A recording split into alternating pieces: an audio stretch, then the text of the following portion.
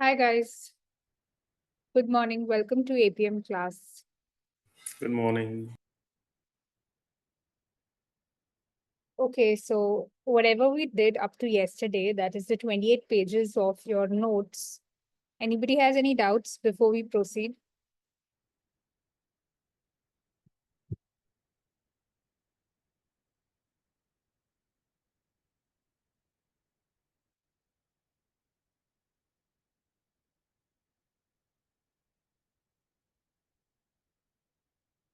Okay, let's proceed with the next topic, that is SWOT analysis.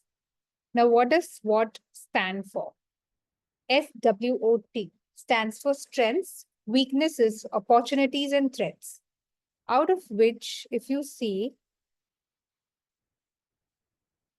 then strengths and weaknesses are your internal, and opportunities and threats are external. Now, I will give you an example on this. For example, you have a company, okay? So your strength in that company can be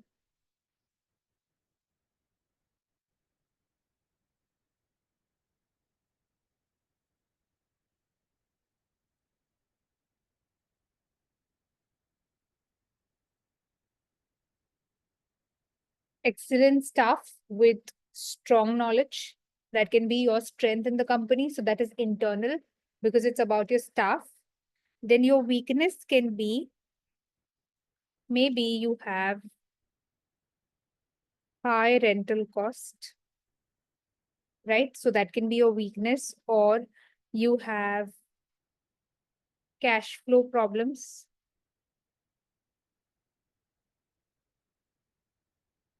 or you have poor record keeping. So these are your problems in the company. So that is your weakness. So whenever we talk about the strengths and weaknesses of a company, strengths and weaknesses are always internal. Like strength can be excellent staff, you have very good staff. Or one more example I can give is you have good relationship with the customers.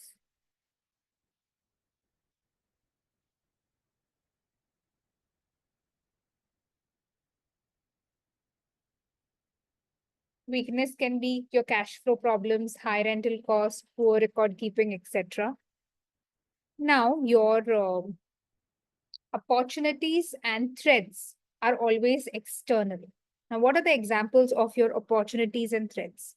Opportunities means the fact that the company has loyal customers. That's my first opportunity, that my customers are loyal. Now, customers are external, right? So, opportunities and threats are always external.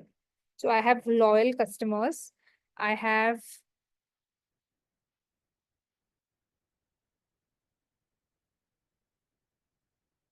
customer demand and similar products in the market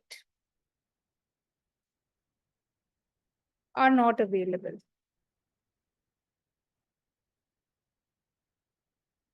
So basically, the products that I am making in my company, those products are not available elsewhere in the market.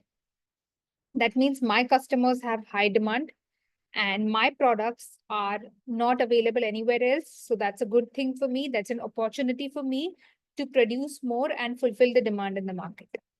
Then what can be my threat? So my threat is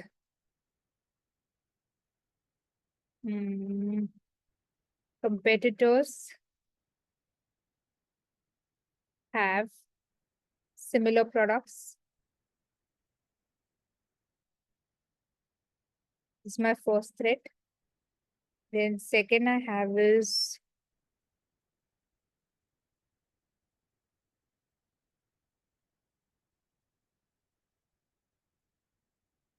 competitors have launched a new advertising campaign. So just like this, whatever you're studying, like whatever graph you're studying, that particular model or that particular graph, you can relate it to your question. Now, for example, if I am a producer of soft drinks, so my strength is I have good relationship with the customers and I have excellent staff with strong knowledge about the product that I'm making. My weakness is that I have cash flow problems in my business. I have high rental cost and I have poor record keeping from my employees. So strengths and weaknesses are always the internal aspect of the organization, and opportunities and threats are always the external aspect of the organization. So in opportunities, if I'm making a soft drink, I have loyal customers. They come to me and they purchase my soft drink only. Customer demand is huge and similar products in the market are not available. Then threats can be competitors have similar products like Coca-Cola, Thumbs Up, Fanta, Mirinda, Mazda, Mangola, whatever. Customers have launched a new advertising campaign. You know, a lot of times Thumbs Up comes up with this unique ideas of advertisements and taking big stars in the advertisement. So that impacts the already existing competition. So yeah, these are my strengths, weaknesses, opportunities, and threats. I want you to write these examples down because it's not there in your book. So imagine any company, say, take an example of Coca-Cola, which is a soft drink company. So these are the strengths, weaknesses, opportunities, and threats for that particular company. So please just scribble it down somewhere. I know you have not received your books, but just make it a point to write it somewhere so that you don't forget things. And then when you're studying it on your own, you shouldn't forget what was taught in class.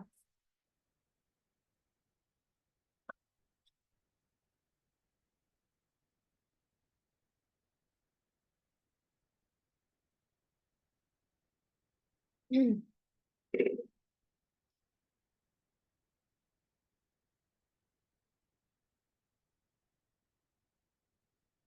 So that's with my SWOT analysis.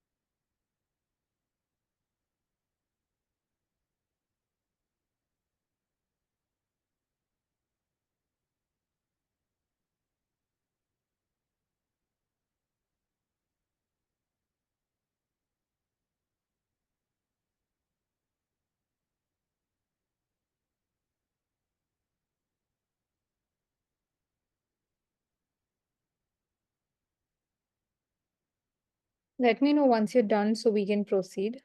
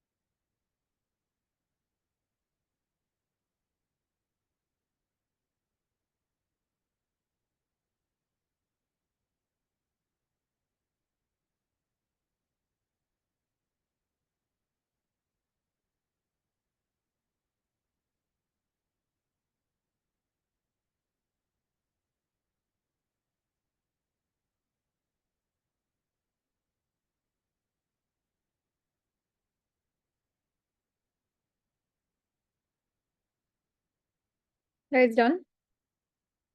Yes.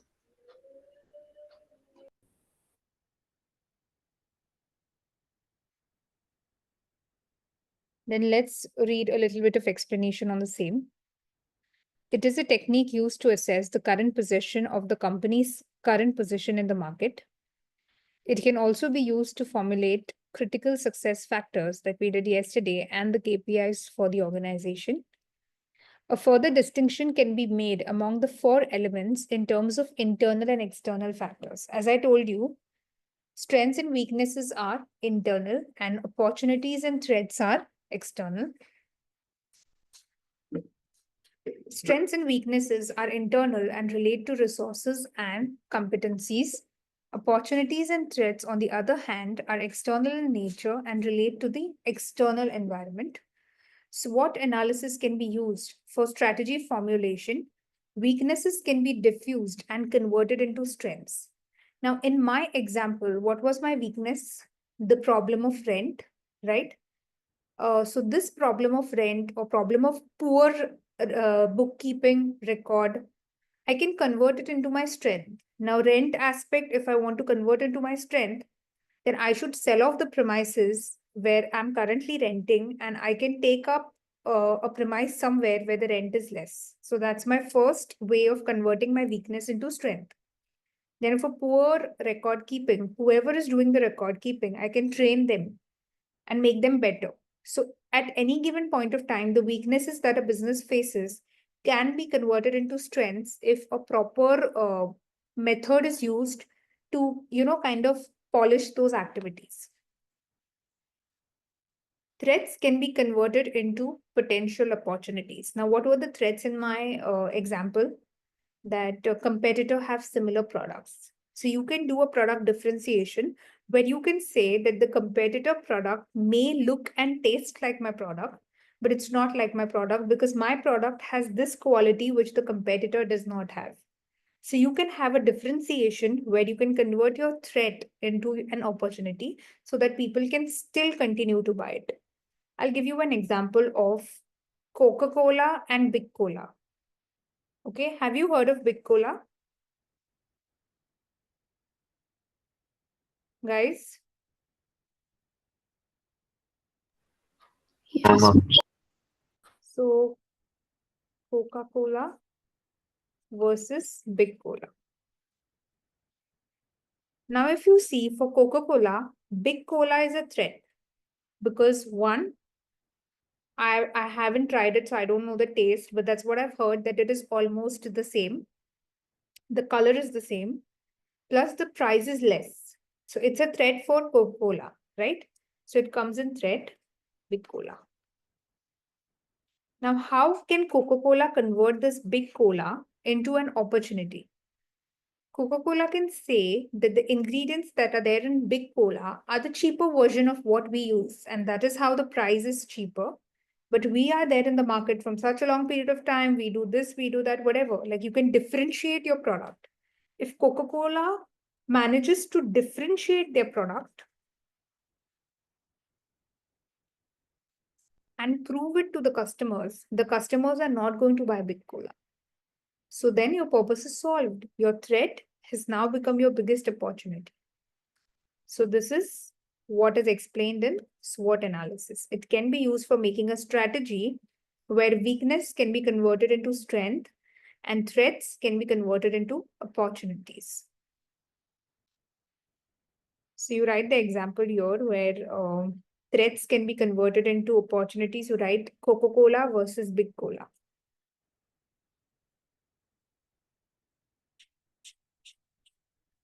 So SWOT analysis is what? Strengths, weaknesses, opportunities, and threats.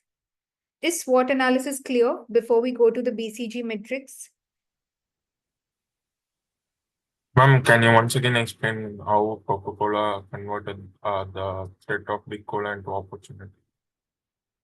Have you tasted Big Cola? No, ma'am. Okay, so the taste is almost similar to Coca-Cola, but the price is less for the quantity that they're offering. So Coca-Cola can tell its consumers that they are using cheaper quality of ingredients, which we don't use, and that's why the price is such. So with that, the loyal customers will still be buying Coca-Cola and not Big Cola because it has cheaper ingredients. So you're getting it for cheap, but the raw materials are cheaper. So that is how the Coca-Cola can convert their threats into opportunities and still have their loyal consumers purchase their products.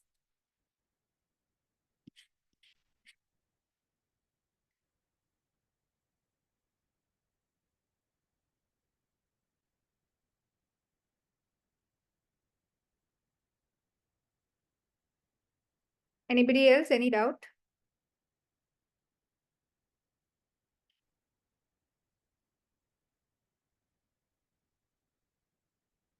Okay, next we have is a BCG matrix. Now, what is a BCG matrix?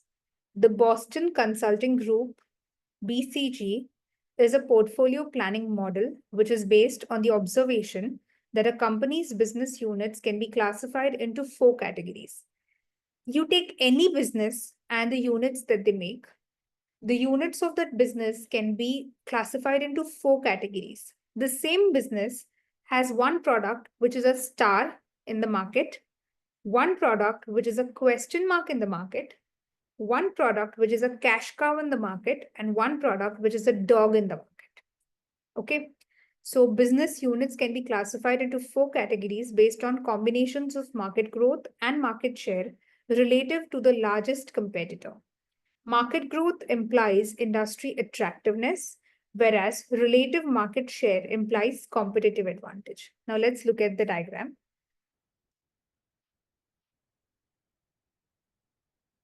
Okay.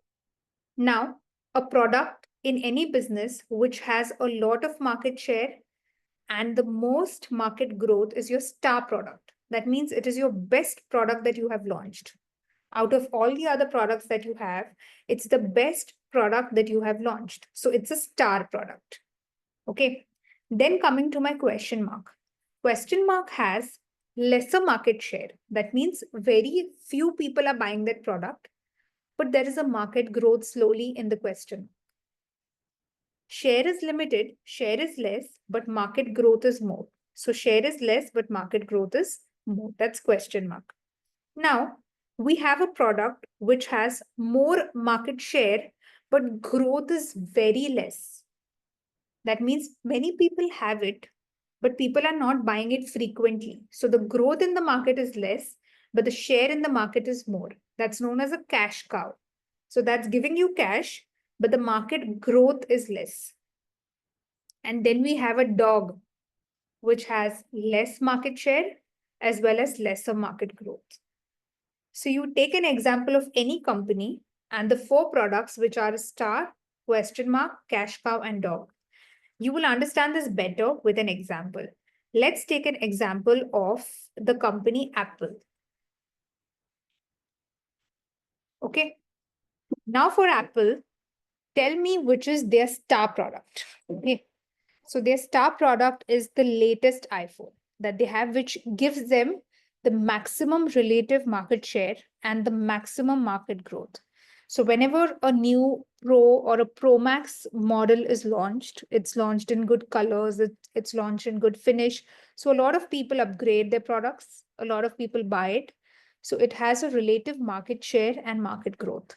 So for me, from Apple, the star product is their latest iPhone 16, 16 Pro, and 16 Pro Max.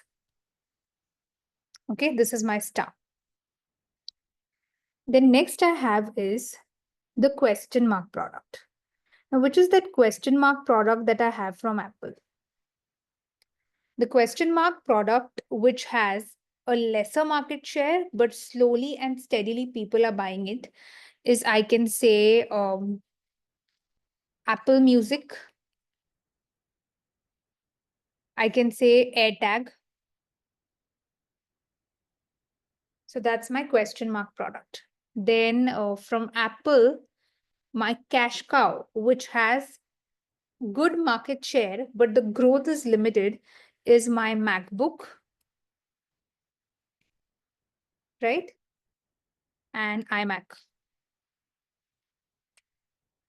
Where people are buying it, it has a market share, but they're not frequently updating it, just like iPhone.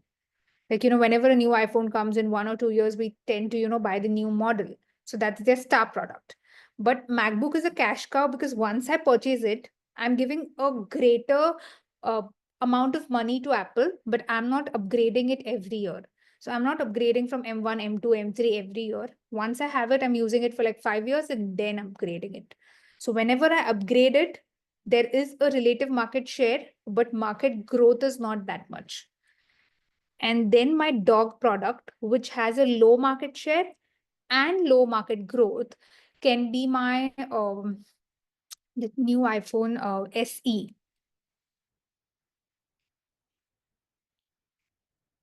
which is a dog, which has a very limited market share. Only some people who want the tag of an iPhone but don't want to spend that much are buying it. Plus, the market growth is also limited. Like, I mean, the real enthusiast avoid buying this SE model because they are investing in the star of that company. Okay, so for Apple, their star product is the latest iPhone. Their question mark may work, may not, is AirTag or any other, uh, maybe AirPod also. Many people don't want to buy it. So it's a question mark. Question mark has two, what you can say, question mark can either be a star in the future or it can be a dog in the future. So if I launch a product which has a relatively less market share, but more market growth, that is a question mark, in the future, this question mark can either be a great hit, so it can be a star, or people will hate it and it can be a dog. Then my cash cow is my MacBook and iMac, and my dog is iPhone SE. So this is the example of the company Apple. You can take example of any company that you like. Give me a star, question mark, cash cow, and dog. Did you understand this, guys?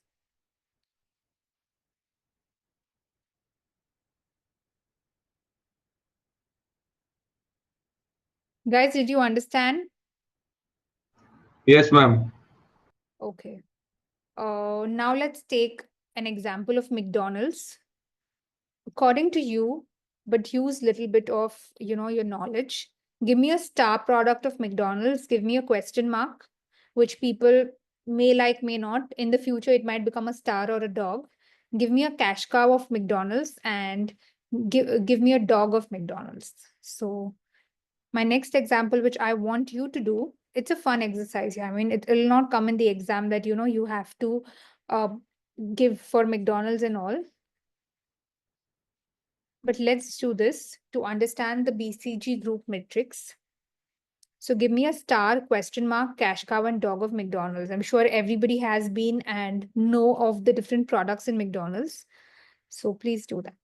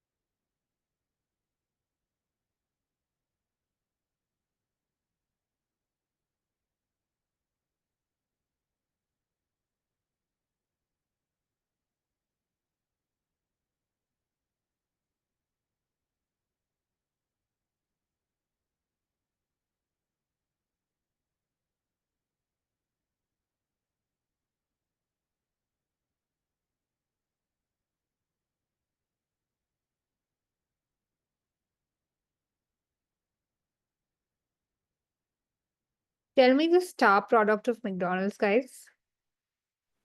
Big Mac. Perfect. Big Mac, McChicken, McSpicy, whatever. Okay.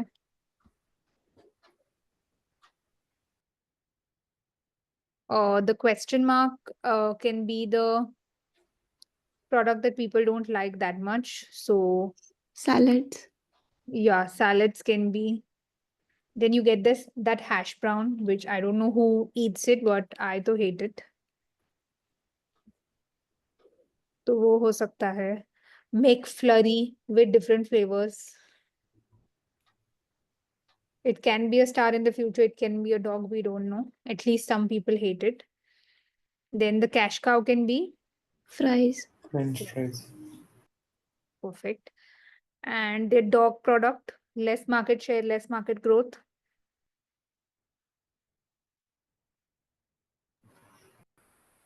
वो नहीं आता pizza puff, you know, They usually give it for free whenever you order on Zomato. I think nobody likes it at all. So, they just promote it by giving it for free. So can I say that one? Make veggie puff, ऐसा कुछ होता है ना? Pizza puff, make veggie pizza puff. It's a dog product for me, which nobody like actually will go and buy that, only that. But usually they give it for free that please try and buy it next time, but we never buy it. And yeah, so that is the dog product. So their star is any good chicken burger that they have, which people usually buy. Their question mark is some people like it, some not, like the hash brown, the McFlurry, and the salads that they offer. The cash cow is fries. It has a very good market share, but the relative market growth of the product is less. And the dog is less market share and less market growth, like the McVeggie pizza puff or the apple pie. Okay, so this is your McDonald's BCG matrix.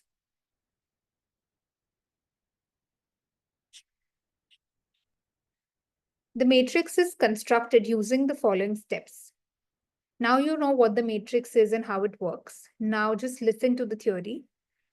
The matrix is constructed using the following steps, dividing the business into strategic business units or products, allocating this across the quarters of the matrix. First, you take any business, for example, Apple, and divide this business into the different products that they offer. Then allocate the different products to the quarters of the matrix. Like we allocated the iPhone 16 Pro and Pro Max to star. We allocated the AirTag to question mark, right? Then assess the prospects of each of these SBUs and or products and formulate appropriate strategies for each product. Now, every quarter of the matrix is explained in detail. What's a star? What's a question mark, which is also known as a problem child, a cash cow, and dog. Please listen to the theory while I'm reading it. Stars generate a large amount of cash because of their strong relative market share in a high growth market. A high reinvestment rate is required to maintain and further build this position. High rate of reinvestment. So next time I'm going to launch a new star product, which is probably my iPhone 17, 17 Pro, and 17 Pro Max. I require a high reinvestment rate to build this position in the market. However, a high amount of cash is consumed because of the high growth rate of the product. Then I have a question mark or a problem child. Question mark, also known as a problem child, grow rapidly and consume large amounts of cash, but do not generate much cash because of the low market share. Question mark must be analyzed carefully in order to determine whether they are worth the investment required to grow the market share. They have a potential to become a star or eventually a cash cow. So maybe it can be liked, it can be a hit and it can become a star, or it can become a cash cow, or it can become a dog as well. So question mark, that is a problem child, has a potential to become anything the way you polish it to be. It can be a star, it can be a cash cow, it can be a dog. Then what are cash cows? Cash cows are leaders in the market. French fries, right? MacBook, iMac, and exhibit a return on asset that is greater than the market growth rate and generate more cash than they consume. Such business units must be milked, extracting profits and investing as little cash as possible. Cash cows provide the cash required to turn question marks into market leaders. They cover research and admin costs, service debts, and pay dividends. That means from cash cow, if one product you sell, you get a lot of cash from that. And that's why iMacs are expensive, right? And then we have dog. Dog has a low market share and a low market growth, and thus neither generate nor consume large amounts of cash. However, dogs are cash traps because money is tied up in an avenue which has very little potential. iPhone SE. Divestments could be considered as an option for such business. Organizations need to maintain a balanced portfolio in order to optimize the performance of the organization. Appropriate performance indicators are also required for each category, that is star, problem child, cash cow, and dog, which should be aligned to the main objectives of the organization. Now, what are the benefits of the BCG matrix and what are the drawbacks of the BCG matrix? Benefits of the matrix are helps in devising appropriate strategies for managing the divisions and maintaining a balanced portfolio of products and services offered.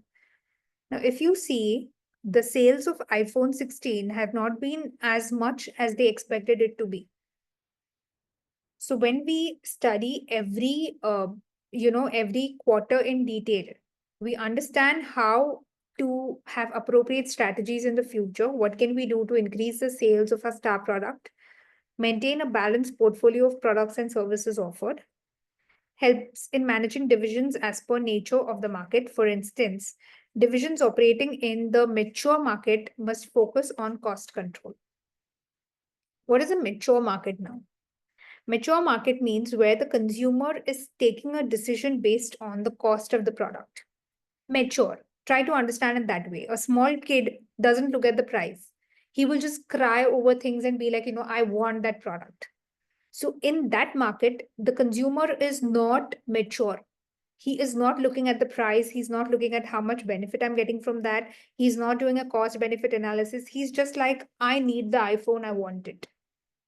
Whereas here, it's a mature market. Mature market means where a consumer will think about, okay, I already have an iPhone 15 Pro. iPhone 16 Pro is launched. So I go in the store, I compare my iPhone 15 Pro with the new 16 Pro. I literally think about, okay, what is the price difference if I give my old phone and take the new phone? Then if the price difference is 35,000, then what is the benefit that I'm getting out of it? How will it benefit me differently? How is the camera different? Is there a major change? Should I actually upgrade? So this is a mature market, which is thinking about the cost. Okay, so this helps in managing divisions as per nature of the market. For instance, divisions operating in a mature market focus on cost control. Okay, so that's my benefit of the BCG matrix. And then let's look at the disadvantages of the BCG matrix. The framework assumes that each business unit is independent of each other. iPhone 16, 16 Pro, Pro Max, the iMac, MacBook, AirTag, everything is independent of each other. Sometimes a business unit classified as a dog may be helping other business units to gain a competitive advantage. So, these products, even though they're classified in different categories, sometimes they might be helping each other to gain a competitive advantage over a third company product. Assessing what high and low growth means in various situations can be subjective and difficult to assess. BCG is more of a tool for analyzing portfolios rather than a tool for performance measurement. So BCG is not measuring the performance of Apple regarding how well it is doing in the market as compared to Samsung. Not even once when we were doing the example of Apple, I compared it with Samsung. Or not even once when we were doing the BCG of McDonald's, I didn't compare it with KFC. Because BCG in general is not a performance measurement tool. It is a tool for analyzing the portfolios of the different products that that particular company offers. So if you see, it's a competition within of different products that the same company offers. Right? I'm not comparing it with Samsung or I'm not comparing it with some other phone, but I'm comparing the different products of one company regarding how well they're performing with each other. So that is one more drawback. You're not comparing it with an external competitor, but you're comparing it with the products that are offered within. It uses only one indicator for both market growth and market share, where in reality, there are other factors too that determine the profitability. So here in BCG matrix, if you see, only two aspects are considered. See, market growth and market share. Market growth and market share. Only on these two things you're judging if the product is a star, if it's a question mark, if it's a cash cow, or it's a dog. Are these only the two things that are need to be considered? Don't you think costing of the product is also an important part of if the product will be a hit or no? Because if the costing of your product is a lot, and if it doesn't work in the market, it will be a dog or it will be a problem child. So here the disadvantage says that BCG only considers relative market share and market growth, but they're not looking at any other aspect like the costing, the competition, whatever, the external factors, right? Also what you can say, the external factors regarding the earning of the consumer.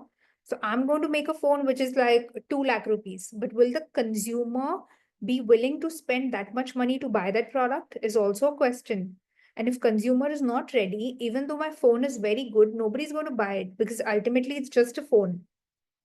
Okay, so there are many other factors that need to be considered other than relative market share and market growth. So that's my advantages and disadvantages. That is the drawbacks.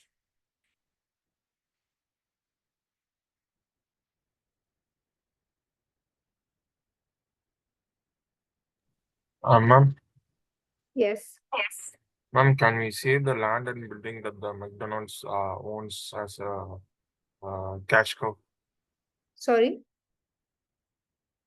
The land and building that they own and rents out to their franchisees, can we say it as a cash?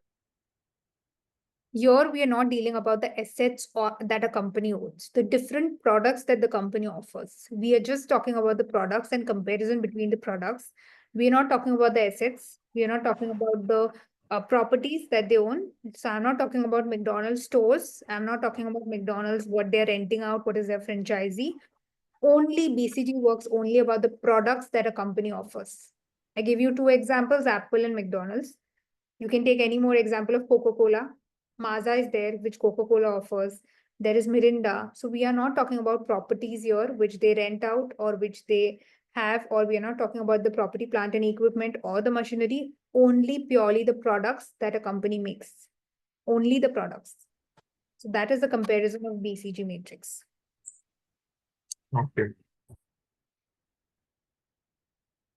So next we have is the Ma'am, application. Yeah. ma'am, can we use BCG matrix on the service company as well, or only the product company? Only the product. If you see the definition, it's given clear in there that you have to only compare the products of one given company. You cannot even compare the products of 2, 3 companies together saying that iPhone 16 Pro is a star, but Samsung, whatever, is a cash cow. No, only one company having different products.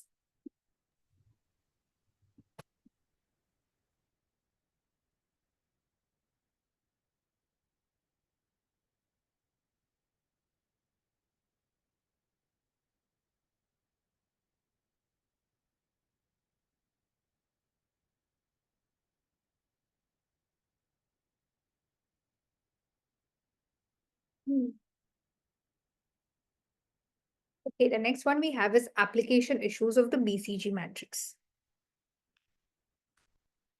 First one, identifying whether a product is a star or a dog is sometimes difficult.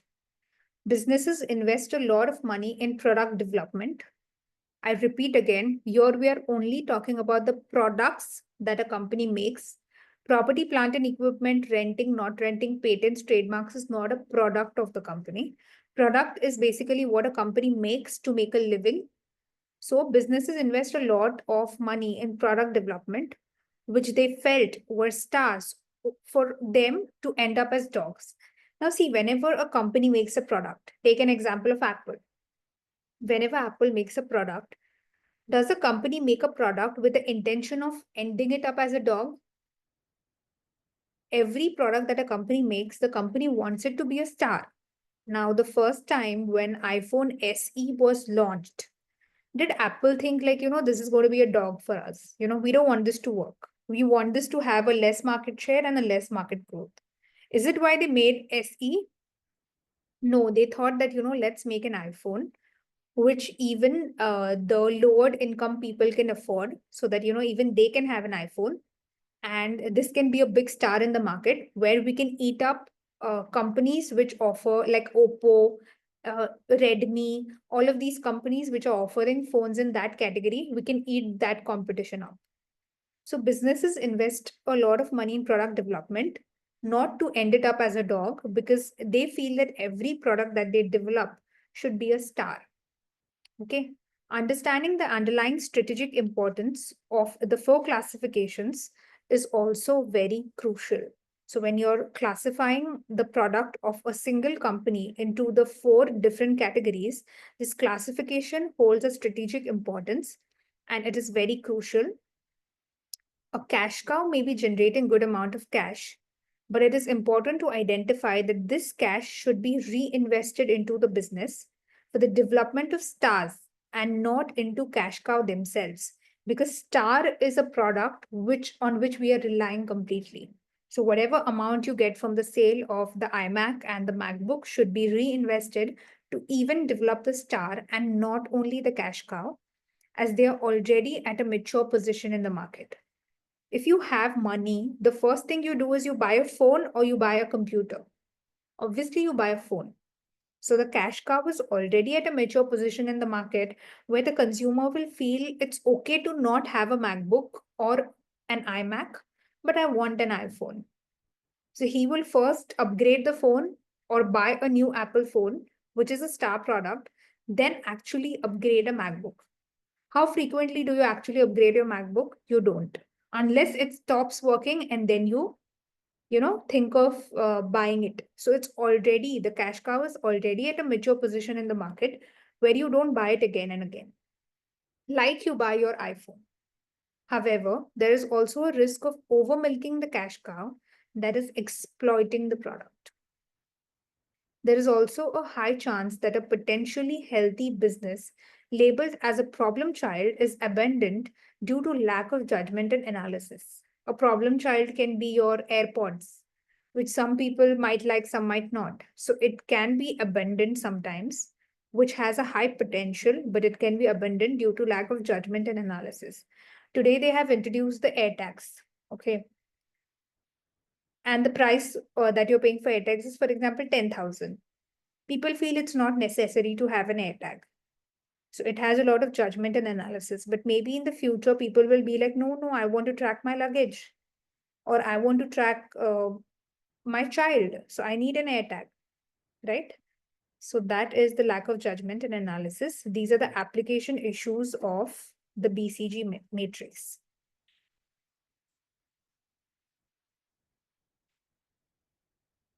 Now, next we have is market growth and relative market share.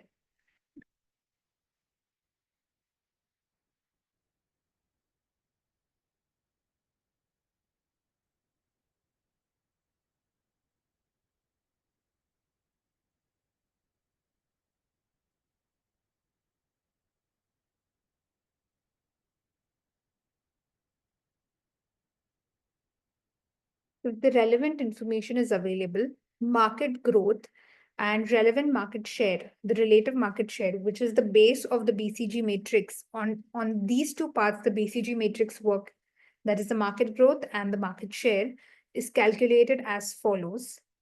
The formula of market growth is the percentage increase or decrease in annual market revenue is your market growth. If the market revenue is given for a number of successive years, the average percentage increase or decrease in the annual market revenue can be calculated as 1 plus G is equal to NV, most recent market revenue divided by earliest market revenue, where G is the average increase or decrease in annual market revenue. As a decimal, N is equal to the number of period of growth. As a guide, 10% is often used as a dividing line between high and low growth. However, this is a general guide only. Do refer to and use the information given in the scenario. So market growth is what? The percentage increase or decrease in annual market revenue. And relative market share is division's market share divided by the largest competitor market share. So, say for example, the division's market share is only 10%, and the largest competitor has 50% share in the market. So relative market share is the division's market share upon the largest competitor market share. Now, who is the largest competitor of Apple? Example, Samsung. So the division's market share divided by the largest competitor market share, where division's market share is divisional revenue upon market revenue. And this is the explanation. A relative market share greater than 1 indicates that the division or product is the market leader. The product can also be a market leader. As guide, 1 can be used as a dividing line between high and low market share. However, this is a general guide only. Do refer to and use the information given in the scenario. Can you give me an example of a product which is the market leader in that segment? In any product, which is a market leader in, in that particular segment.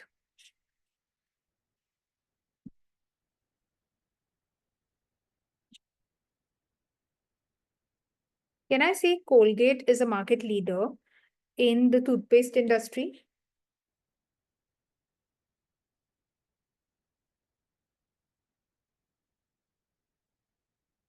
Yes, guys. Yes, ma'am. And someone even said you in the telecom sector. So yeah. Now we have a question here. Apply your knowledge. And this is the requirement. You have to use the BCG matrix. It's a 10 marker. I want you to quickly solve this, and then we shall discuss it together. So this is the question. Please start solving this one.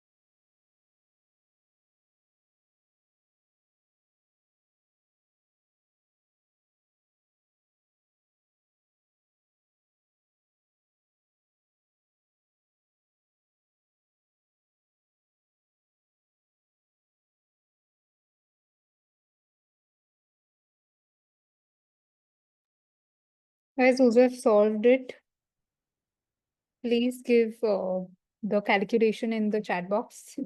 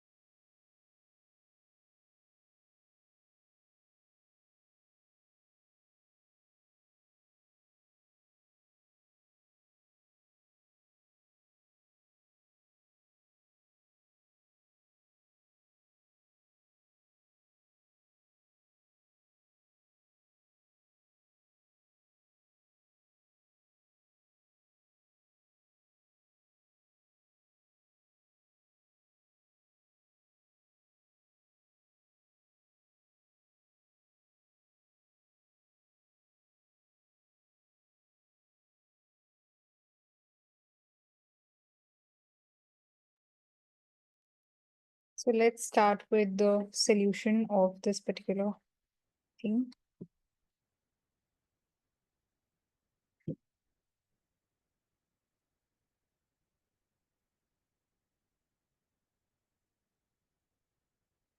I will just write it here.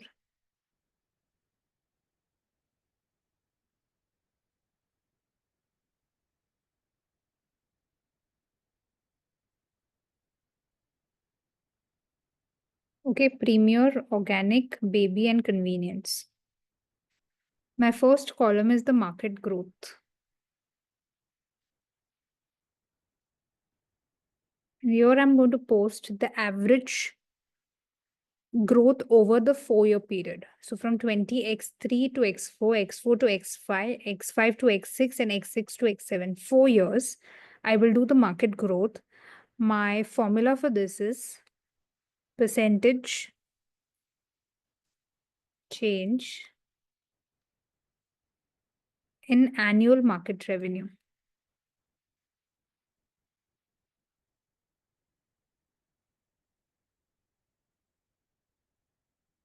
Those who want to write down the formula, please do so.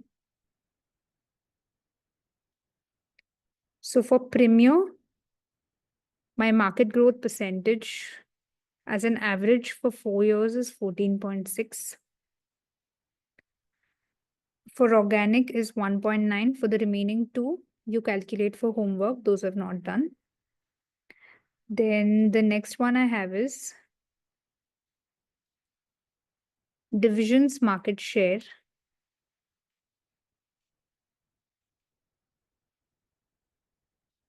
All these formulas are there in your book. You just have to apply the formula. Divisions market share is most recent divisional revenue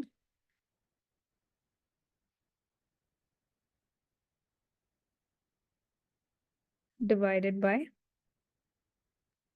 the total market revenue.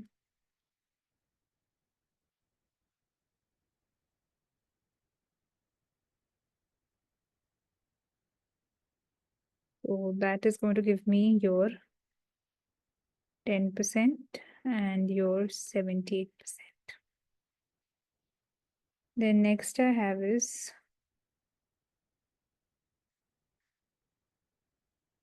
relative market share as compared to the competitor. So this is divisions market share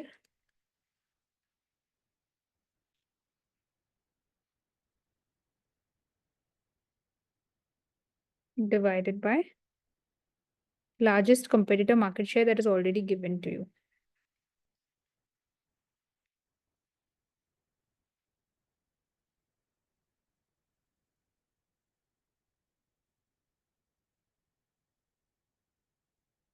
Which is 0.58 and 3.90.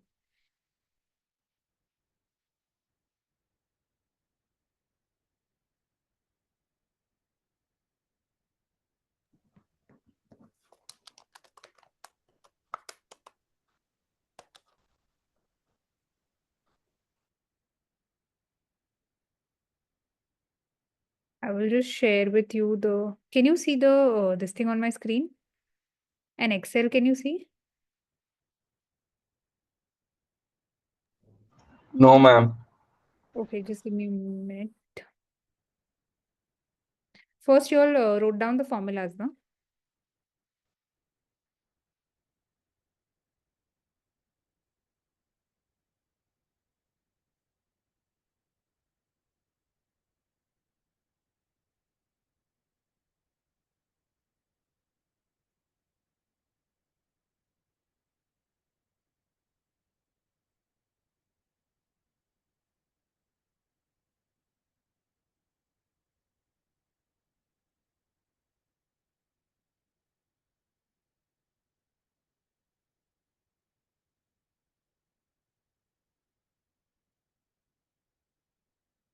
I'll just share this Excel with you.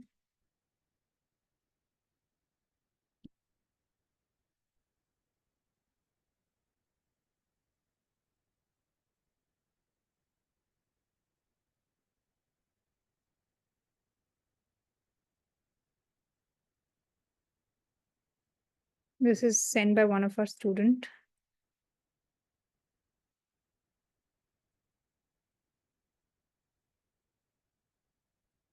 This is for Premier.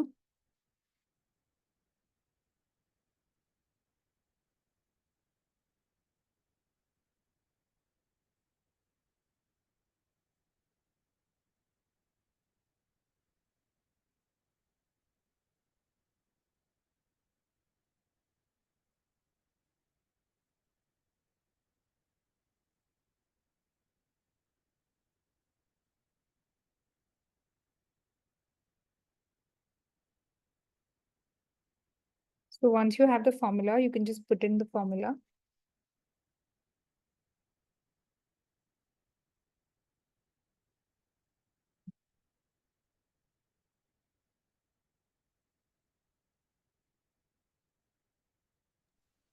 Ma'am,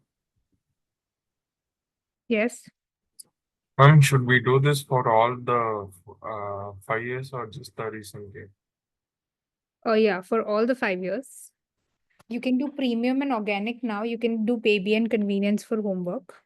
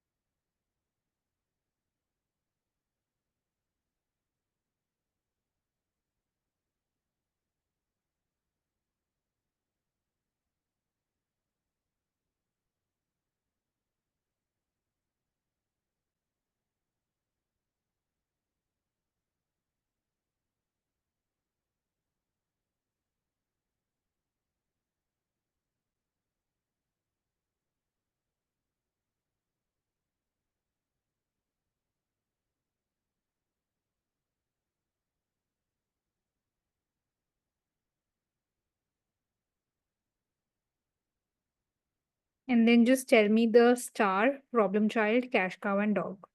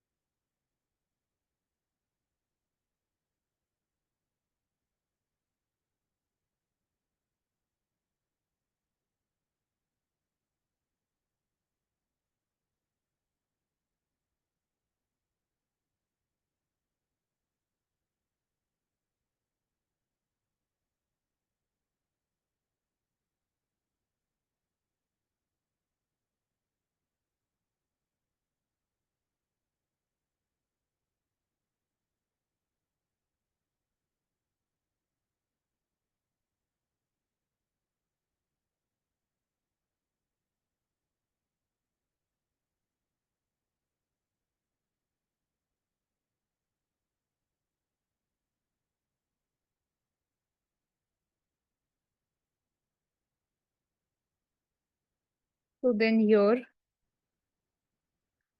this is my the most market growth rate. So this is my star product.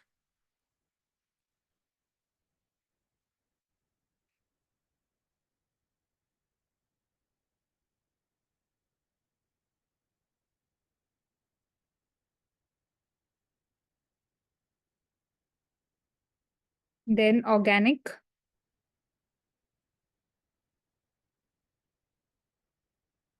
This is my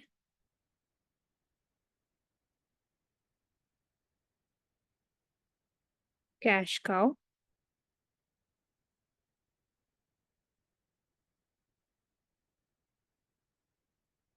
Baby is my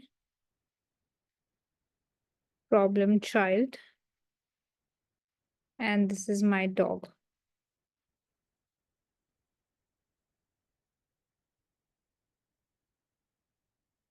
So this has low market share.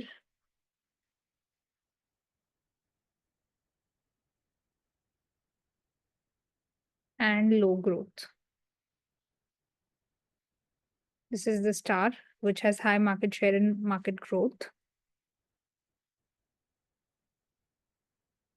Cash cow, high market share and low growth. And problem child, low market share and high growth. So this is my solution to the problem.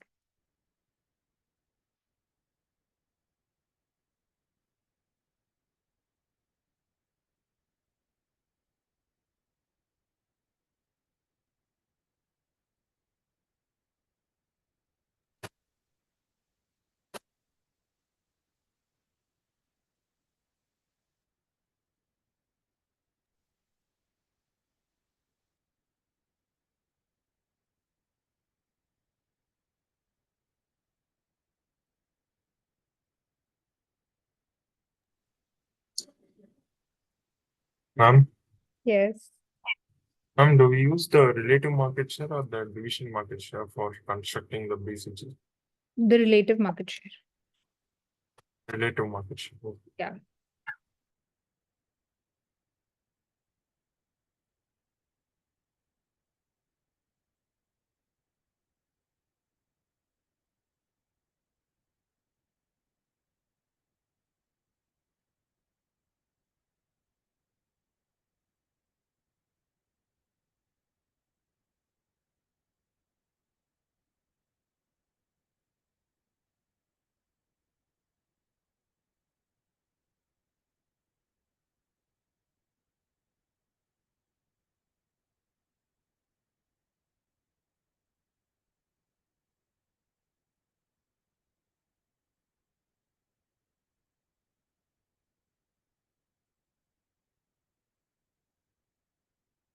Just give me a heads up once you're done so that we can continue.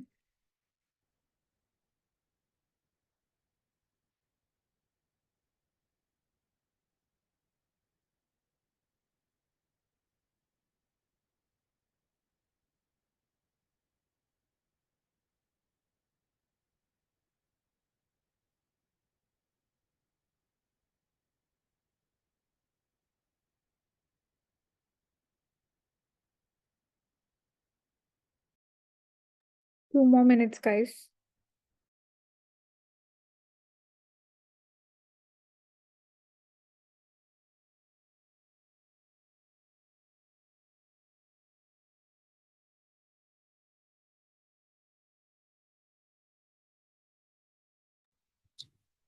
Ma'am, Yes. why we have to calculate market share? We are just going to use relative market share. Because the BCG metrics classification will be based on their relative market share and the market growth, no? Okay. Ma'am. If it has a high relative market share and a high growth, only then it will be a star. If it has low market share and high growth, then it will be a problem child. So for that, the comparison is from those two bases only, no? Okay.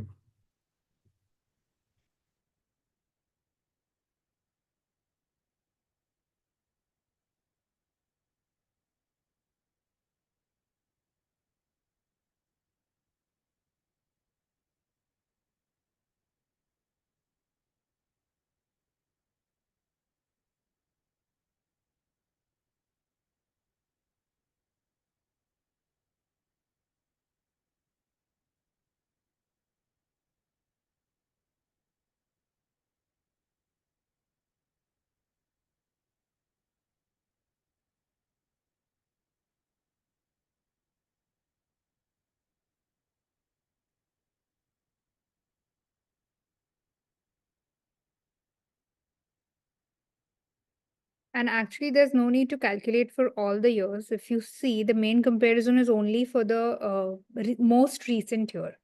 So look here, the market share, relative market share. So only this year is important.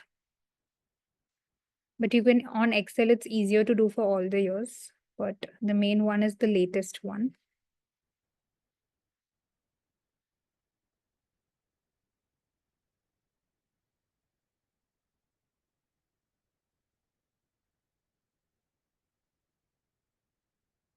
Guys, is that done?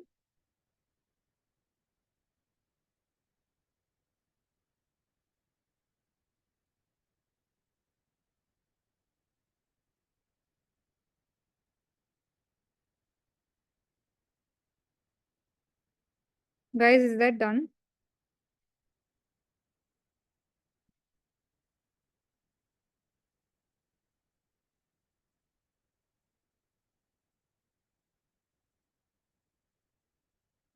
Those who are done can take a break of 15 minutes. The remaining can continue and we will start after 15 minutes.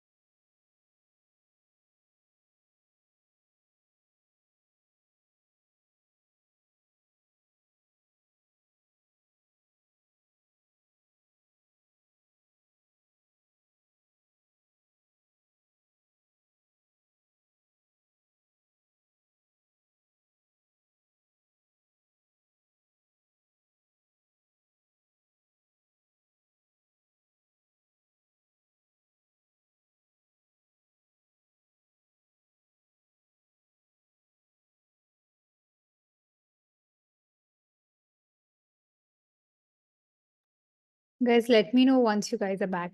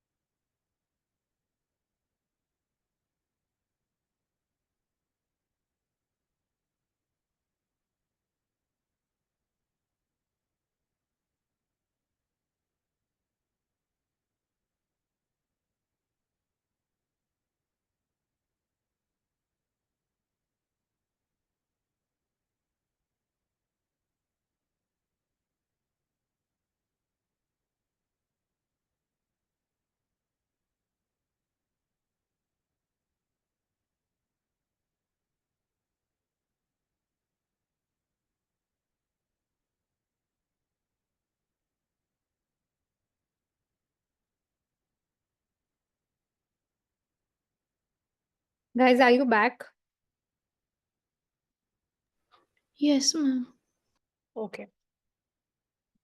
Guys, with the previous question, is everybody clear?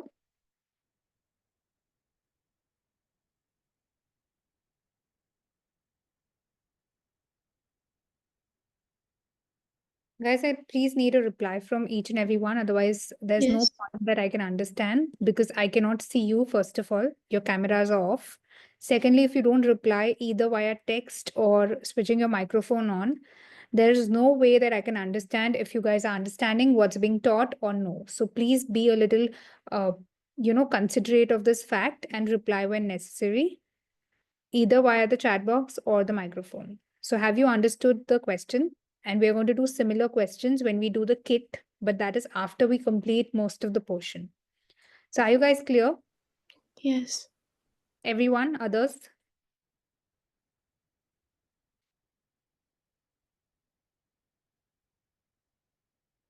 Harish, Manasvi, Hariharan, Bianca. What do I take that as? Clear or not clear?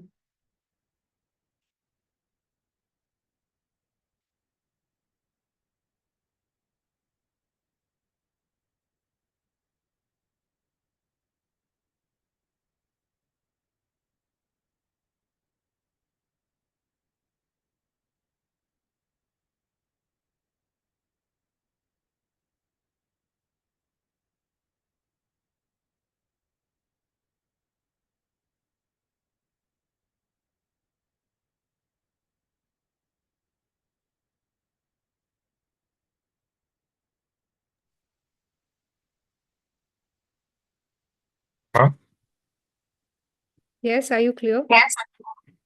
Yes, ma'am. Sorry, ma'am. I was just back from. Okay. How about Manasvi?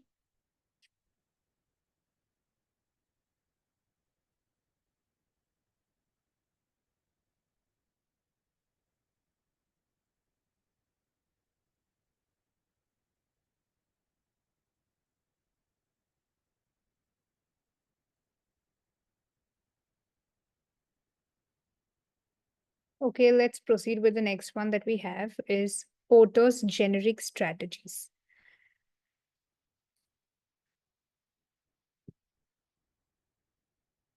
Now I will draw a simpler diagram so that you can understand it better.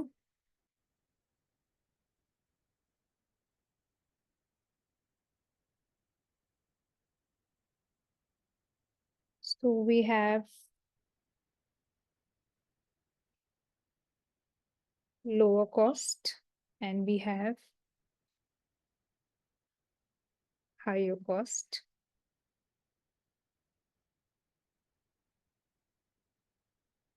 And then we have broad target and narrow target.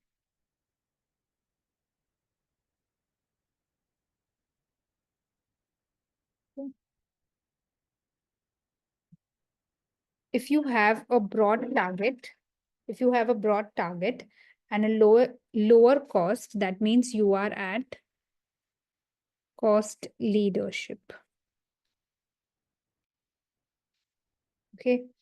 If you have a higher cost and a broad target, you are at the differentiation stage. If you have a lower cost and a narrow target, cost focus. Okay. And if you're at a higher cost and narrow target,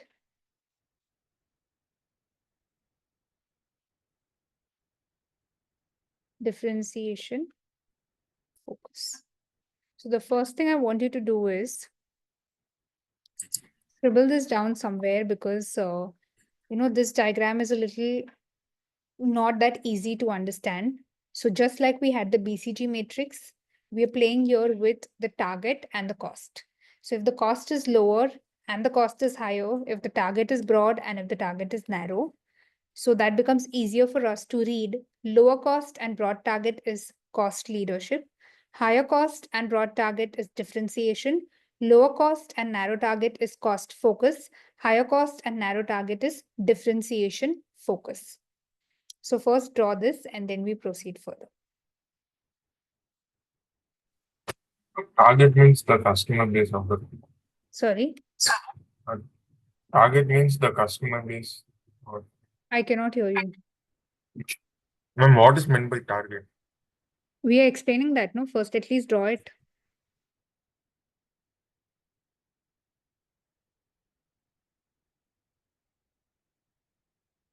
Guys, the first step is please draw this diagram because it will be easier to understand.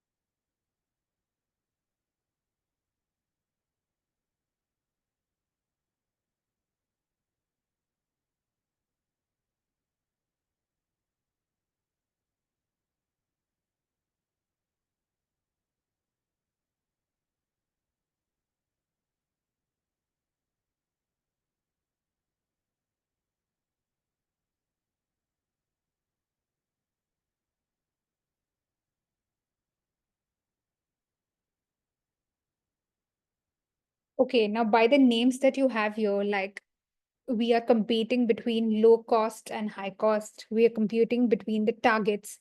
That means the target in the market. How much can we achieve? So if it's a broad target of the market achievement in the general market and a narrow target of the product. So if a product has a lower cost, but the target in the market, that is the target audience in the market is broad, that means the product is in a position where they can be a cost leader. Now, what is the meaning of cost leader? Cost leader means I make the cost, I dictate the cost. Okay, so that is known as a cost leadership, where I have a low cost, but the target audience is broad. So that is my first scenario. The second one is, although my product has a higher cost, but it has a broader target. So I have the ability to make a differentiation in the market. So even if I'm offering my product at a higher cost, still many people are buying it. The target audience is broad. Now you will say, ma'am, but how come people are buying it? Because I'm worth of a differentiation. So there is no other competitor in the market that is making the product as good as what the product I'm offering. So my product is worth the differentiation. So even though it is expensive, my target audience is broad. Okay, so that is the differentiation. Product that cannot be matched by rivals. Then I have a very narrow target and a lower cost. So my main focus is cost, because my target audience is very narrow. Only maybe that niche audience is buying it, and the cost is also low. So it's a cost focus. And higher cost and narrow target. Higher cost and narrow target is I have a differentiation focus. For example, Magnum. Magnum has a higher cost, right? Magnum ice cream has a higher cost and it has a very narrow target audience. Not everybody is buying Magnum because of the price. So it's a differentiation focus. Okay. So this is how this Porter's generic strategy works. The cost leadership, the differentiation focus, and the cost focus. And we are playing around here with the lower cost, higher cost, broad target audience, and narrow target audience. Guys, are you understanding? Yes. Ma'am, Yes. I have ma'am, the cost, the lower cost, higher cost, the cost is from the perspective of the buyer and not the perspective of the manufacturer, right? Yeah, the cost that we are asking the consumer to pay. For example, in the cost leadership, I have a lower cost and the target audience is huge. So a product that everybody is buying and even the cost is lower. So if we are taking the examples of ice cream industry, can I say Amul? Amul Yes. has a lower cost and a broad target, right? Yeah. A higher cost and a broad target, I can say is Cornetto, right? It has a higher, like a good cost, 50 rupees, and the target audience is also broad.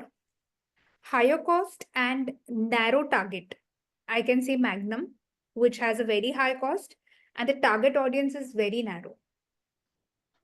And lower cost and narrow target is the cheap quality candies whose cost is low, but even the target audience is also very small. Like only I think that very low income class will buy that because of the lower cost. Because there are different income groups which are looking for different qualities. So if you want to write down example for low cost and broad target, you can write the Amul candy. For higher cost and broad target, you can write down Cornetto. For higher cost and narrow target here, you can write down Magnum. And for lower cost and narrow target, you can write down the uh, fruit cheap ice candy. So ice candy is just with ice and the flavor without milk or whatever. So it has a very low cost and the target audience is also very low. Naomi, did you understand? Yes, ma'am. Yes, Hariharan. ma'am, Yeah. ma'am, I have a doubt in BCG. Ma'am, you told that BCG is not a performance tool because we do not compare it with competitors. But we are using the relative market share for framing the matrix, right? Yeah, but that we are using for the judgment, no, at the end. Initially, when we are comparing between the four categories, we are comparing between the different products of the same market. Can you repeat again? I couldn't understand. Okay, let's complete this first and then go back there. Okay. If you mix up things like this, you will not understand this or that. So what you do is first, let's complete this and then we go back there at the end. Okay. Okay.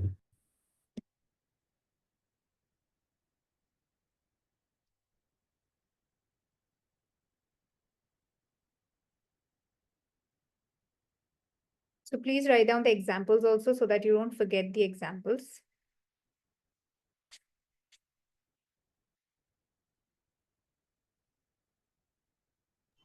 Ma'am, Yes. uh, like we use BCG for analyzing the portfolio.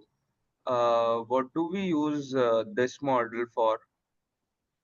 To understand which product is the cost leader, which is the cost differentiator. Now, here you need not do it for one single company. Like I took Amul here, I took Magnum here, I took Cornetto here. So they're different companies, right? Right. There Right. we're doing same company, but same company ka different products to see which product in that company is a star or which product in that company is a cash cow. Here, what we did, different companies. One might be a cost leader, one might be a differentiator, right or no? Yes. Did you understand? Yeah. Okay. We read the theory further, you'll understand it better. So I'm wiping this diagram off, okay? Because I have to read the theory. So let's proceed. Cost leader. Now, first, let's talk about the cost leadership. Lowest cost producer in the industry, okay? The organization seeks to be the lowest cost producer in the industry in which it operates. A low-cost producer must find and exploit all sources of cost advantage, which may be in the form of economies of scale, planted technologies, preferential access to raw materials, etc. Lower cost means higher profit per unit, as well as effective barriers to entry in market for competitors. For example, the Walmart in the US. Is it a cost leader there? You get the cheapest products there, and it creates a barrier to entry in the market for the competitors. In India, if you see, we have DMart. Yes, we have the Reliance Smart Bazaar. So what is this? This is a lowest cost producer in whichever industry it operates. It offers you economies of scale. It offers you patented technologies. It offers you a good preferential access to raw materials. And it is an effective barrier to entry in the market for competitors. Nowadays, for clothing industry, we have Zudio, which is a cost leader in the market in which it's operating, right?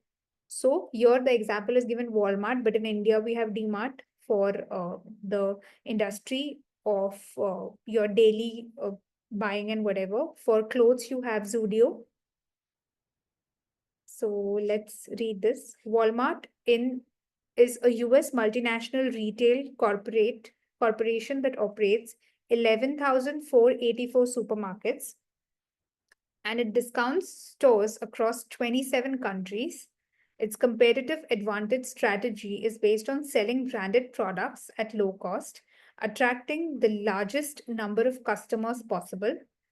The company has been very effective at establishing competitive advantage in cost in multiple ways, including one, achieving low operational cost through automation and technology, minimize spending on HR, that is including a very low wage, working closely with suppliers that dominate the industry brands, own fleet of 3,000 trucks and 12,000 trailers, cutting on any outsourcing costs, and even meeting with vendors to help them cut their own cost, building a win-win relationship. So no middlemen at all. You directly supply to us, we will supply to the retailers. Additionally, Walmart implemented a satellite network system to share information through the company's network of stores, distribution centers, and suppliers.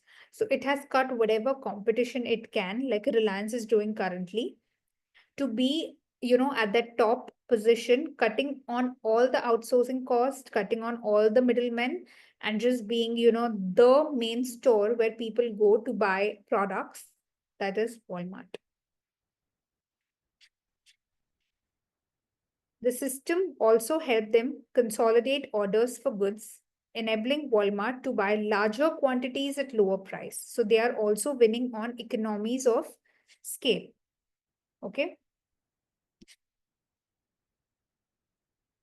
Then second one we have is differentiation. Differentiation is a product that cannot be matched by rivals. So it is at that category where the cost is high and there is a broad target as well. So cost is high, but still people want to buy it. Cost is high, but still people want to buy it. Why? Because of the uniqueness that it offers. Like under this strategy, an organization seeks to be unique in its industry among certain dimensions that are valued widely by buyers and customers. Differentiation could be based on the quality, the brand, the design, the packaging, or supporting attributes such as finance. Birkenstock, right? The cost is high, but still people want to buy it. Why? For comfort. Now, there are so many other products which look like Birkenstock, which is like a copy of Birkenstock, but people don't want to buy that. Why? Because people are looking for comfort. So even though the price is high, The audience, the target audience is also high because that product has the ability of differentiation in the market. There is nobody else that is doing it like me. So Birkenstock says, see, although my price is high, people want to buy it because there's nobody else in the market who's doing it like me. Do you guys agree? So differentiation could be based on quality that they offer, the brand, the design, packaging, and supporting attributes such as finance. Performance improves due to increased loyalty of buyers. Once you buy Birkenstock, there is no going back to any other brand. Once your feet get used to that comfort, say you're using it for a year, next year again you will spend that much and buy Birkenstock. So that loyalty of buyers is a lot because buyer knows that when I'm paying for that price is worth it. And so for the higher cost, I have a broad target audience. Reduced bargaining power of the customers because customers know there is no point in bargaining. आपको नहीं मिलेगा discount उस पे. You go into the Birkenstock store, it's never a discount. Hardly you will get वो भी hardly say 1500 का discount and higher margins. However, increased margins may mean lower volumes. Lower volumes of sales because you don't buy Birkenstock every month. Like you will buy it yearly or you'll buy it once in 2 years. You cannot buy it every month. So that is there. Volume of sale is low. Also, associated costs such as marketing and promotion are increased because they want to promote their product into the market. That this is actually giving good quality of shoes for your feet, and they're advertising and such nice on Instagram and all. You get the advertisements. Constant innovation is required to maintain the position of differentiation. They previously when Birkenstock was launched, they had it only in the signature color. That is, the base was that signature brownish, and the straps were leather, black and brown. Then later on, when people started buying it, but people felt it was too boring. I mean, it was giving the comfort, but it looked boring. So that's when Birkenstock thought, no, I will innovate with the colors. So Birkenstock came up with new colors. Then Birkenstock thought that, let me innovate a little more. Then it came up with the poppy colors. Like we have blue, we have orange, we have pink, whatever. Then Birkenstock thought, no, let me play with the base also. So the base, the signature brown base was changed to pink. It was changed to black. It was changed to orange. Because if you want to be at the top, people are buying, but how do you let people buy more of that? For example, I have one Birkenstock which has a signature brown base. And I'm pretty happy with that. But if I want to buy another one, I need to have innovated product. Otherwise, why will I buy? I already have one. So then when they change the color, or when they change the color of the base, or when they change the color of the strap, you feel like, no, I want that one also. So constant innovation is required to maintain the position of differentiation. Otherwise, people will be happy with just one and use it, like throughout. If you want people to buy more of that, you need to have constant innovation. Then they're playing around with buckles nowadays. Every time I open their page, they're like, now we have the fancy buckles. Now we have the oval buckles. Now we have the different kind of buckles. We're playing around with designs. Previously, they had the signature design. Now they've played around a little more with the design. So yeah, they're doing constant innovation to maintain the position of differentiation. So here, my example for differentiation and higher cost and broader target audience is Birkenstock. But here they have given an example of Emirates Airlines. So you can use any example as far as that example is helping you to remember that topic properly. It's perfect. So we have Emirates Airlines, which is based in Dubai. Emirates is the state-owned airline and flag carrier of the United Arab Emirates. The company provides exceptional services and commodities to their passengers, taking great care of them throughout their whole flight. So a lot of people, even though Emirates is expensive, prefer flying only by Emirates. Even economy class, the cheapest one of their offering, includes a high quality regionally inspired dishes from the flight destination. So even the economy class has like a proper mutton biryani for dinner and lunch. There's in-flight digital entertainment with over 4,500 movies to choose from. There's excellent customer service and catering. There's complimentary beverages, and there is onboard Wi-Fi. An important part of Emirates' differentiation strategy is the fact that they invest a lot of money in the latest technology available on the market, from using advanced navigation technology for their airplanes to ensure the best entertainment on board. Their dedication to innovation is a fundamental part of the customer-centric experience that they aim to provide. So people prefer flying Emirates, even though it's expensive, but they feel that, even the economy class is giving me you know, uh, so much of high quality offering that I don't mind paying extra. Okay. The next one we have is focus. Now, focus can be a cost focus or a differentiation focus. Just look at the diagram that I just had it on the board. So if the cost is lower and the target is lower, we have a cost focus. If the cost is high and the target is narrow, we have a differentiation focus. So the generic strategy of focus rests on the choice of narrow competitive scope within an industry, a particular niche of the market. Focus can be based on cost or differentiation. As I told you, there can be cost focus where there is a lower cost and narrow target. Focus can be a differentiation focus where there's a higher cost and narrow target. Performance could be improved due to the existence of little competition and brand loyalty. However, the volumes of sales may be lower and the entry of competitors may be easy. Because when you have only little brand loyalty left, you will easily switch to a competitor. Like you will easily feel like, no, it's okay. This time I'll try the competitor. Okay. So this is my focus, which is further divided into, I will just write.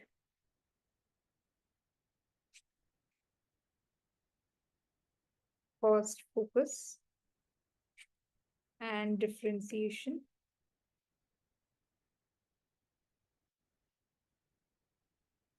Differentiation focus is higher cost, narrow target, and cost focus is lower cost and narrow target.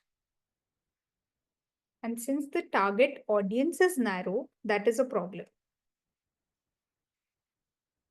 That means we have very little, what you can say, loyalty.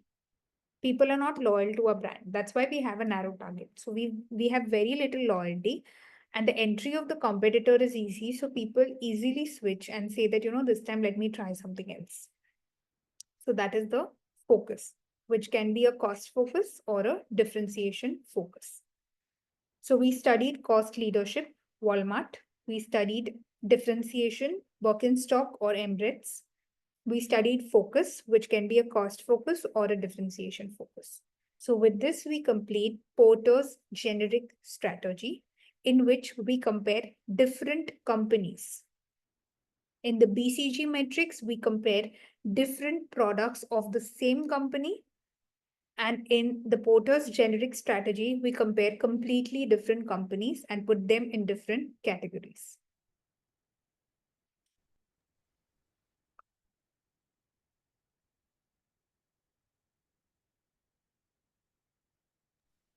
What it is used for? Sorry? Do we use it for pricing strategies or what is the use of this method? The use of this is to understand whether a company is the price maker in the market or a price taker in the market. So it's used for that. And it's used to understand what is the target audience like and are the consumers brand loyal to it. So it's used for that. To understand the position of that particular company as compared to the competitors. Like what is the position of Emirates as compared to its competitors? What is the position of Birkenstock as compared to other, competitors in the market? Where does it stand? It's used for that.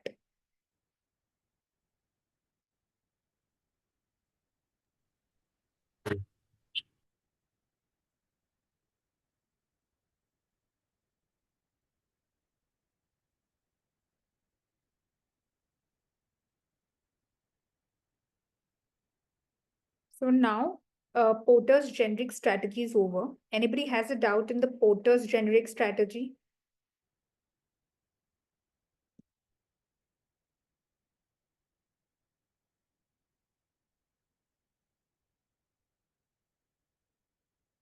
Then we can go back to your doubt, Hariharan.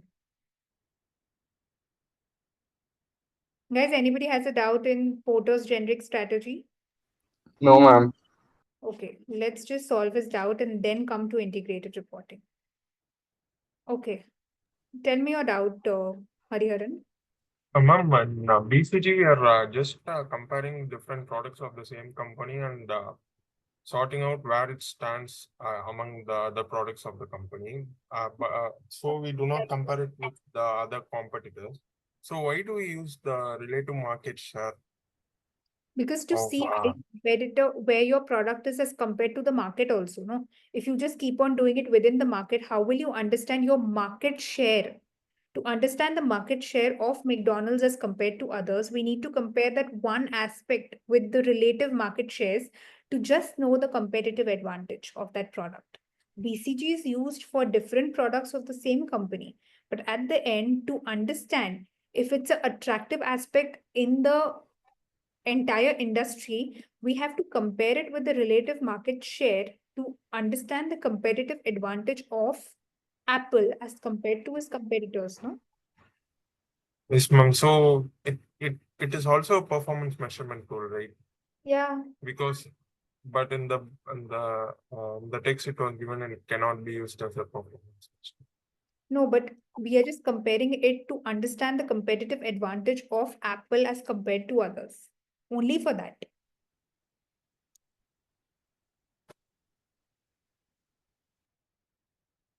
If you see the definition properly, the Boston Consulting Group matrix is a portfolio planning model which is based on the observation that the company's business units, so different business units of the same company, are classified into 4 categories based on combination of market growth and market share relative to the largest competitor. And that is why we are comparing it ultimately with the largest competitor in the market, not with all the competitors. The largest shark in the market.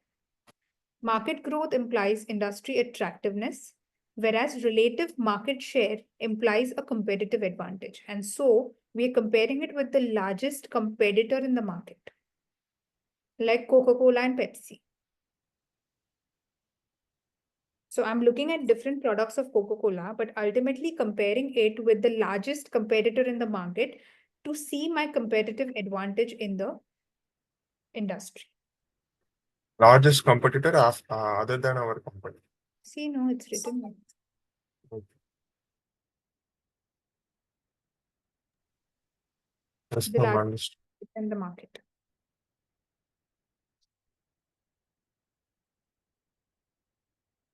Guys, anybody else, any confusion with BCG matrix, with the question that we solved and with the Porter's generic model, please ask me. You can even message on the group if you have a doubt while you're studying, and whenever we're free, we can reply to you. Only admins can send the message. Sorry, Only admins can send, not us. I cannot hear you actually. There's some disturbance. Only admins can message in that group, ma'am, not us. Oh, okay. So, but you can reply to the this thing, like whatever is put, you can have a reply to that. No. No. Okay. So you can ask me in class also, like during the week when you're studying, if you have any doubt, you just write it down somewhere and keep, and then you Okay. can in class. That's fine. If our company is the largest competitor, we use the second largest competitor for Yeah. the.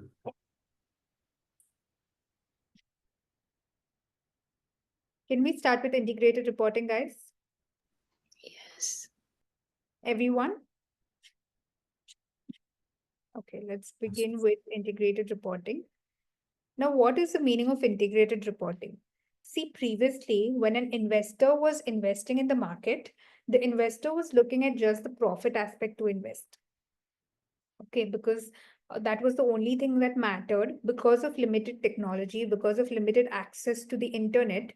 All that an investor was looking at is profit. So if a company is giving me profit, I'm investing. If it's not giving me profit, I'm not investing.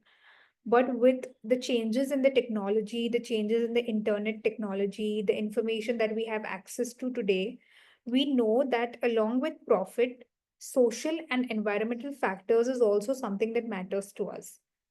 Today, the investor has become very conscious with what he does and where he invests. And an investor doesn't want to invest in a company or doesn't want to be a part of the company which is harming the society and harming the environment. So today, before the investor is investing in the company, he's not just looking at the profitability report, but along with the profitability report, he's also looking at the social report and an environmental report. And a report which is prepared, which merges together the profitability report, that is the balance sheet and the P&L, along with social and environmental report, is known as integrated reporting.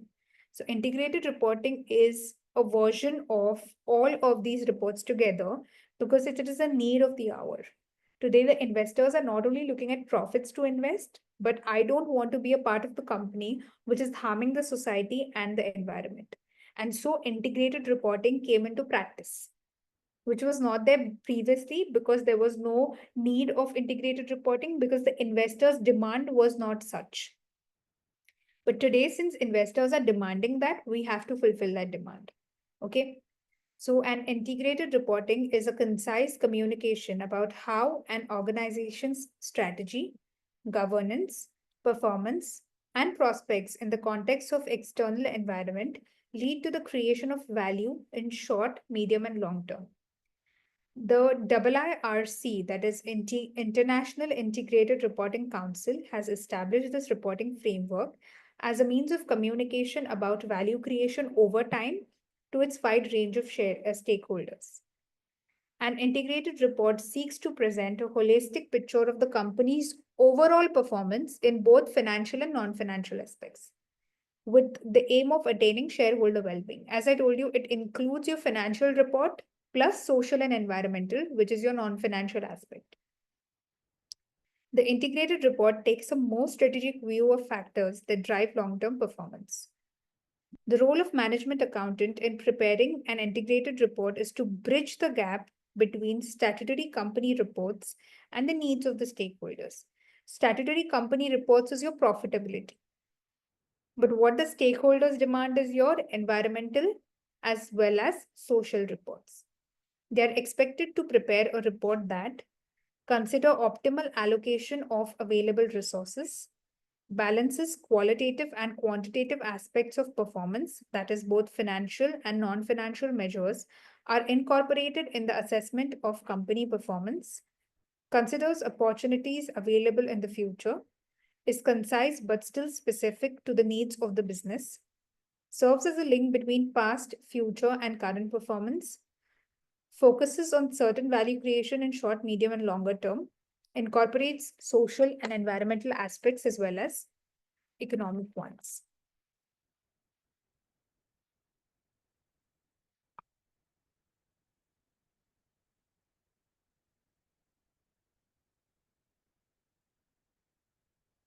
So basically, in this particular report, there is a balance of profitability because it will be wrong to say that investors are just investing on the basis of non-financial factors. Obviously, they're looking at finance, but along with finance, they're looking at non-financial as well.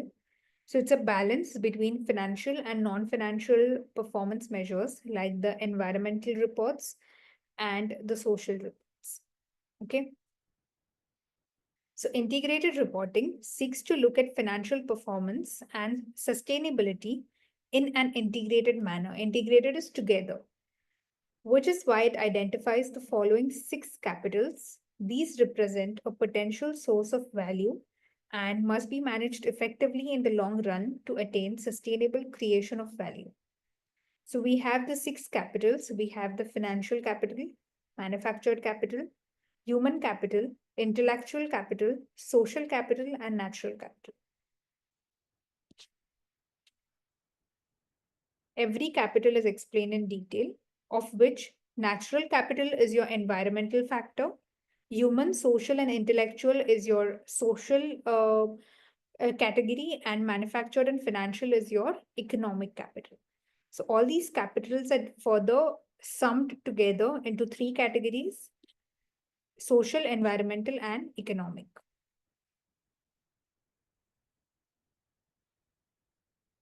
Adequate and appropriate KPIs can be established for each of these capitals to monitor, control, and develop the drivers of value.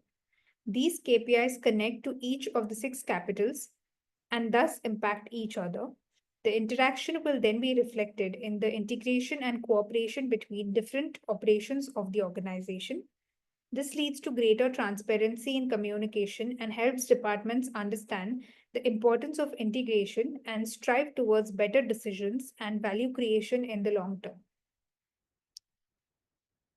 So, triple bottom line conveys the ideas that simple economic profit made by a corporation is not enough. As I told you, the investor today is not only looking at profit. So, simple economic profit made by a company is not enough, and performance can be broadly considered in the following triple bottom line approach. So, in triple bottom line approach, we have the social factors, which has the natural capital. We have the environmental factors, which has the natural capital. We have the social, which has the human, social, and intellectual capital. And we have the economic, which has the manufactured and financial capital. So, what does each capital mean? Natural capital includes renewable and non renewable sources used during business process, such as water, energy, land. Then social, human capital is your human skills, knowledge, motivation are required to make productive use of assets and resources. Social capital refers to a set of shared values that allows individuals to work together to achieve a common purpose. This would include the NGOs, trade unions, and communities.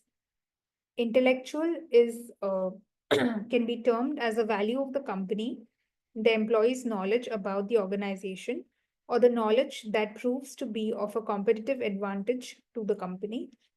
Economic is your manufactured capital. It refers to your fixed assets and other assets that contributes towards the achievement of the output rather than being output itself, such as something that helps you to generate revenue like land, machinery, and building. And financial capital is your capital, for example, shares, debentures, bonds, etc. It allows the below listed capital to be owned and traded. I want you to read through this once. So it's environmental is natural, social is human, social and intellectual, and economic is manufactured and financial. Just go through it once.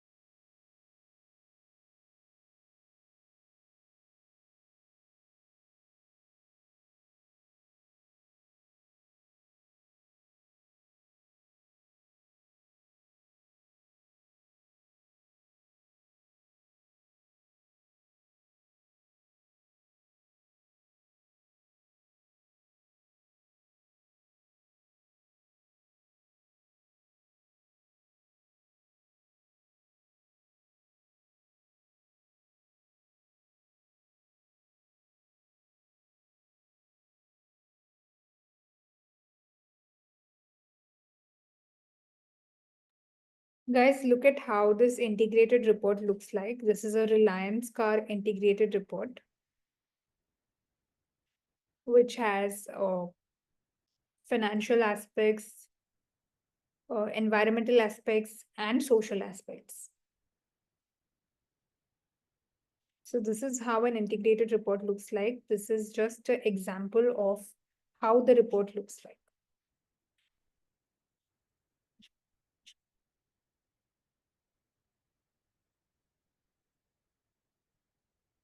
The financial capital, that is your financial aspect and credit rating. Then intellectual capital and innovation, that is your human aspect. Manufactured capital and product stewardship, and human capital and people connect. This is how your integrated report looks like. This is an example of a Reliance car integrated approach report. Is it a mandatory report or a non-statutory report? It's a requirement of the shareholders. So now they have made it mandatory. Previously, it wasn't. Now, since the shareholders are demanding it, companies have to prepare it. Ma'am, can you explain the difference between the human and the intellectual capital? Human is the human skills, knowledge, and motivation, which is required to make productive use of asset. So we have the asset, but how to use the asset depends on the human skills and knowledge. Whereas intellectual capital is the value of the company and the employees' knowledge about the organizations or any knowledge that proves to be of the competitive advantage to the company. So intellectual is more to do with how we are using the resources available to the best of our advantage, using our own intellectual ability. And human capital is the human skills and knowledge to make productive use of assets and resources. Human capital is a narrow approach, and intellectual capital is a broader aspect. In human capital, we are thinking about how to make better use of the assets available. But in intellectual, how we can use the asset for the competitive advantage of the entire company. How can my company be different from the competitor? So that's the difference.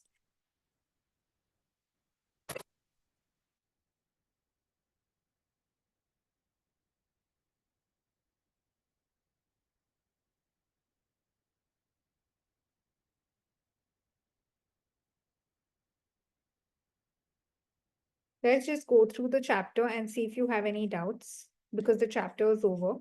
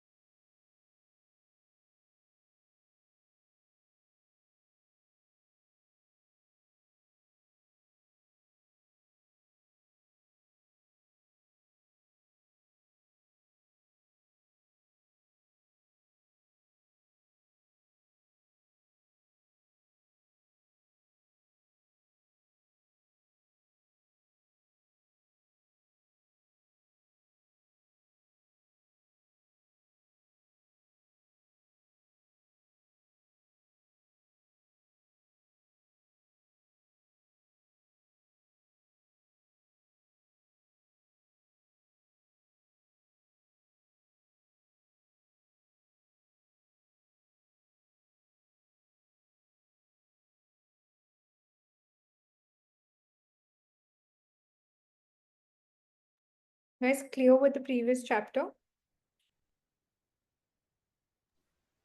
Yes, ma'am. Okay, let's begin with the next chapter.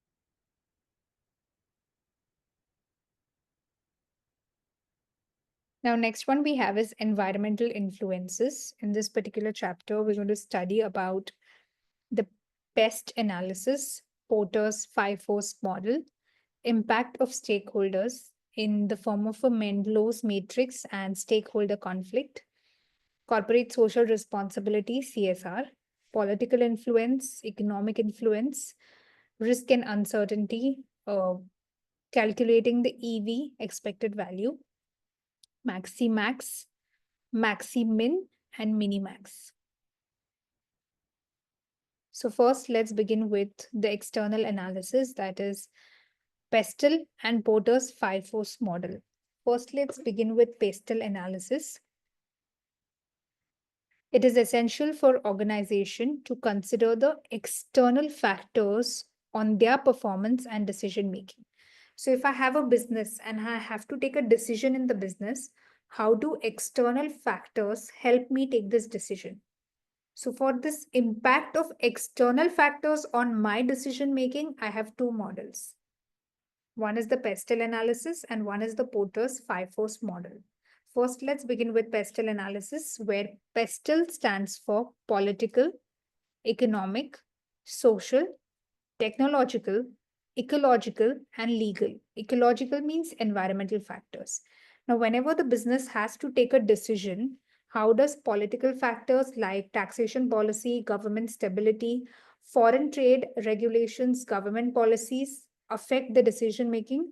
How do economic factors such as inflation, business cycle, interest rates, disposable income, unemployment, etc., help or affect the decision making? How do social problems like social mobility, income distribution, population demographics, lifestyle, literacy levels, and consumerism affect the decision making in the company? How do technological factors like technology infrastructure, new discoveries and development, and government spending on technology affect the decision making in the company? How do environmental factors, that is, awareness regarding environmental problems, regulations on carbon emission, affect the company? And how do legal factors like laws regarding taxation, unemployment, competition, monopoly, etc., affect the decision making in the company? So, this is my Pestle analysis. This is a diagram of Pestle. And Pestle analysis for Amul, they have given. One more company which follows the Pestle analysis is Starbucks. Okay, now let's first see for Amul. We all know Amul.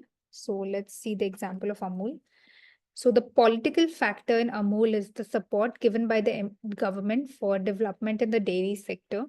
So previously in India, India was predominantly known as a state, as a country which was only dependent on farming. But then when we had no good rains or when we had no good crops, the people of the country used to suffer with poverty. That is when the government said that why not develop a dairy sector? Along with farming, you guys do dairy so that even if the farm is not in your favor because of the natural factors, your dairy is still working, right? So that was the political support given to the dairy sector. Restrictions on the export of milk powder, suggesting a shortage of supply in the domestic market. So, what the government said is that instead of focusing on export, first fulfill the demand within the domestic market. Reduction in import duties of milk, resulting in entrance of foreign competitors. Let the foreign competitors also, like Nido milk. Nido is a foreign competitor. So let them come in the country. We are reducing the import duty so that they can come in our country. Okay. Then how does the economic factors affect Amul? higher growth rate of gross domestic product in India, suggesting higher per capita income and higher consumption of goods produced by Amul. Count the number of Amul products that you consume in your daily life. Government grants and interest-free loan are given by the government, and high level of foreign direct investment. If I want to develop a company, I'm getting full support from abroad. Then social factors in Amul. How does the society help Amul grow? Growing fast food culture in India has resulted in increased demand of cheese and ice cream. You guys must have seen those videos on Instagram where they put so much cheese on the sandwiches and all. And then they market it like, see, we're using Amul cheese and all of that. So yeah, because of that social increase in fast food culture, demand for cheese and ice creams is increasing. A customary culture of having morning tea increases the demand for milk. The morning tea is very famous in India and other parts of the world as well. So the demand of milk is there.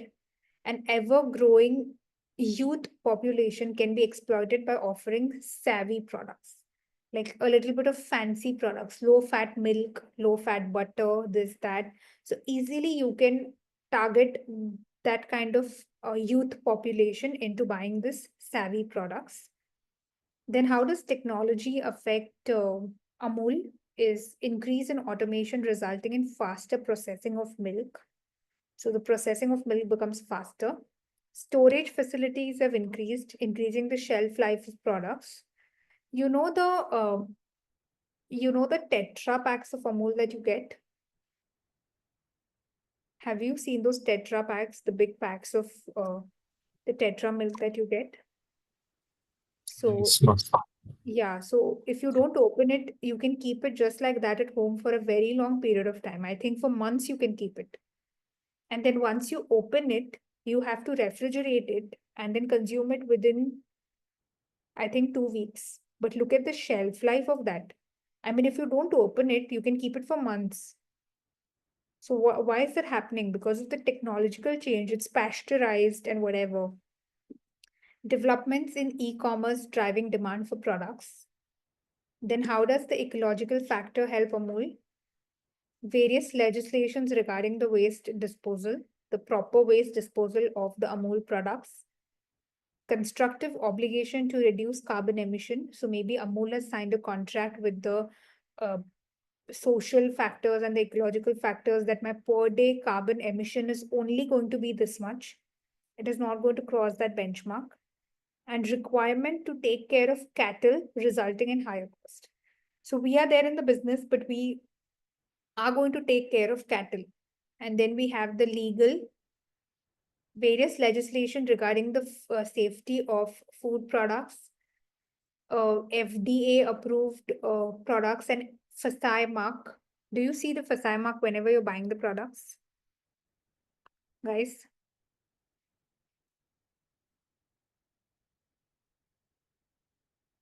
And then there's some number here. So that means that product is safe for consumption and use, and certain tax exemptions for a particular industry. Okay, so this is the pestle for a company like Amul to operate in. So Amul ke liye, this is the pestle. We even have a pestle for Starbucks. So I will just quickly read it out to you. Ma'am, Yes. ma'am, what is the difference between political and legal? Political is how political factors affect my product. Na? Legal is regarding the safety of food products, and political is support given from the government. The politics cannot be legal. Legal is what? The various rules and regulations on my safety products, like the FSI mark. FSI mark is whatever is the mark, the FDA approved, the FSI approved, and certain tax exemptions is legal. And political is how support I'm getting from the government. I gave you an example just now of how the country was suffering because of just their reliance on agriculture, and how the Yes, government ma'am. stepped in, supported to start their own dairy. So that is my political. Ma'am, and the various legislations regarding the way disposal will come under That's legal or company ecological. specific. No? That is company specific. This is just an example of Google. Sorry, this is just an example of Amul. So they've not really explained, we're not getting into details of legislation, but this is just an Okay. example where there are different legislations for different companies. I mean, Amul is a food producer. If there is some different industry, there are different. So food and safety given by the FSI is different for different companies. So APM No, is ma'am, also the ecological point, the first point of ecological, will it come under legal or environment ecological point? sorry. And this one, legislations regarding waste disposal. Yeah, waste disposal is ecological. Legislation regarding the food and safety is legal. Waste disposal is always ecological because waste disposal affects the ecology, the environment. So that comes under Environment. ecological factor. Guys, anybody has any other doubts?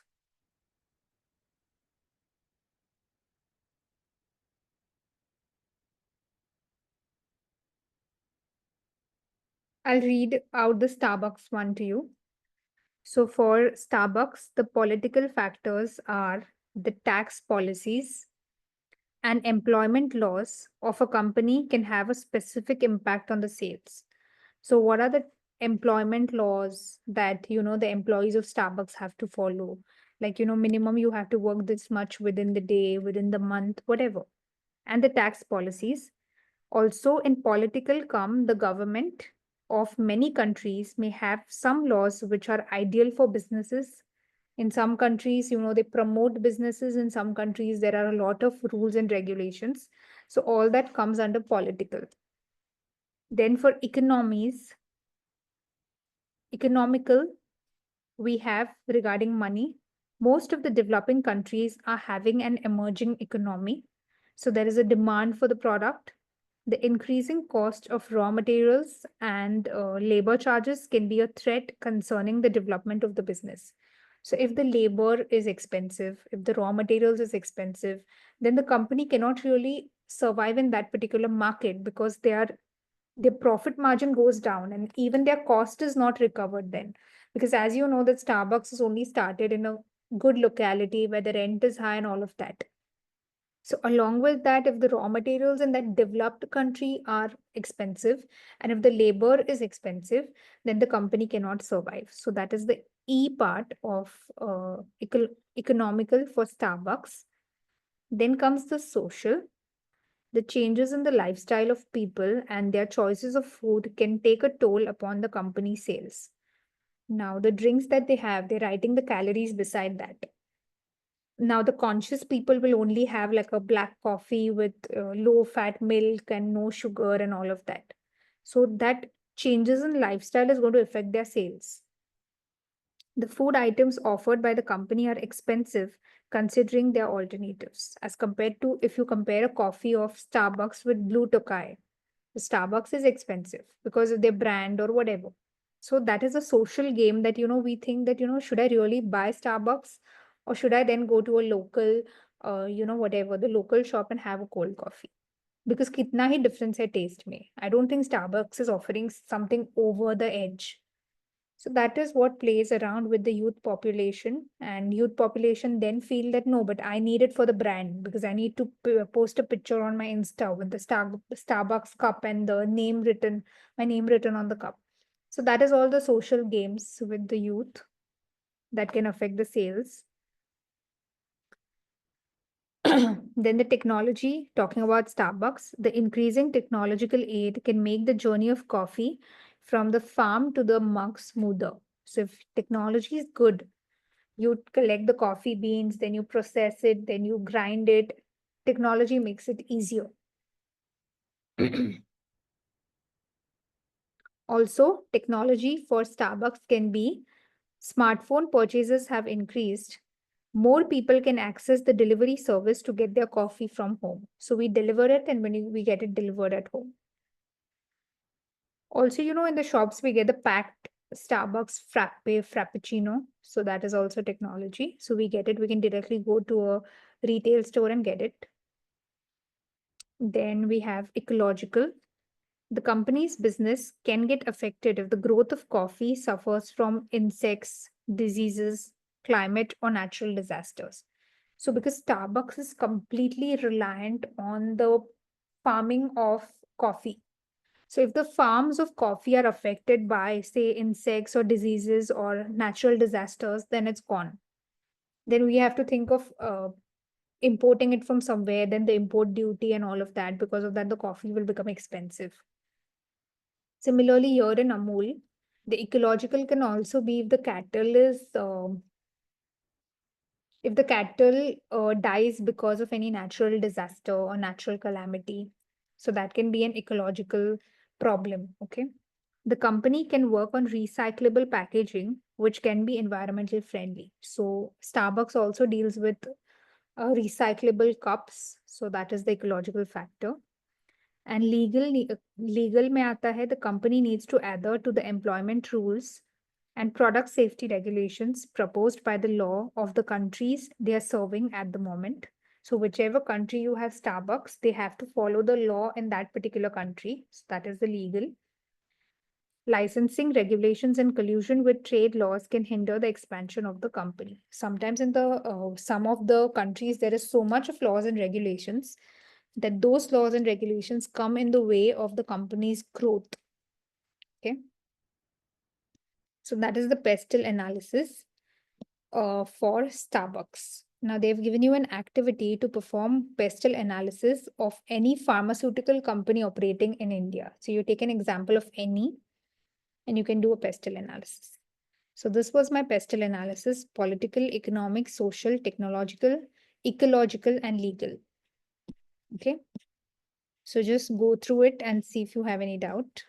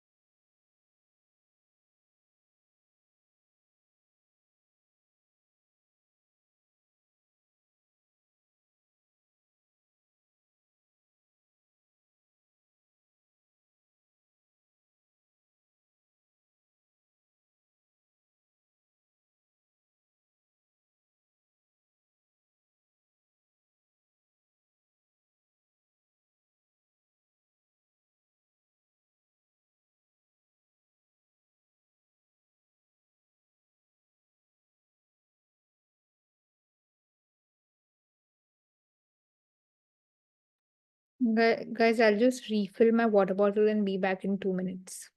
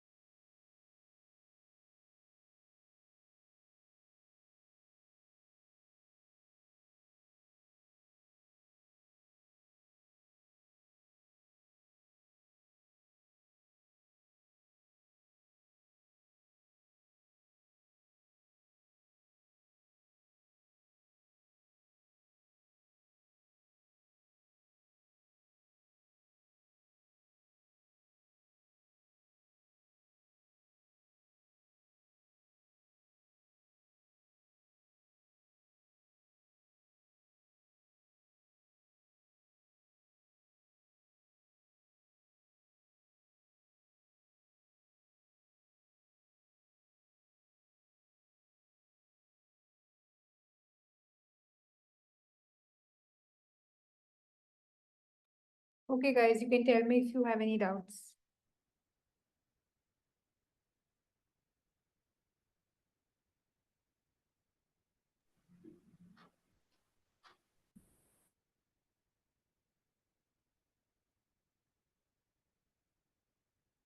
Guys, how many of you all had PM as an option? Like you didn't give PM and you directly got a direct entry to APM? Anybody like that? Ma'am, I had 9 exemptions, but I have done these things in CA final. Okay. And Hariharan? Okay, ma'am, I also had 9 exemptions, but I wrote the paper in my college. Okay, okay. And remaining everybody is given PM, right?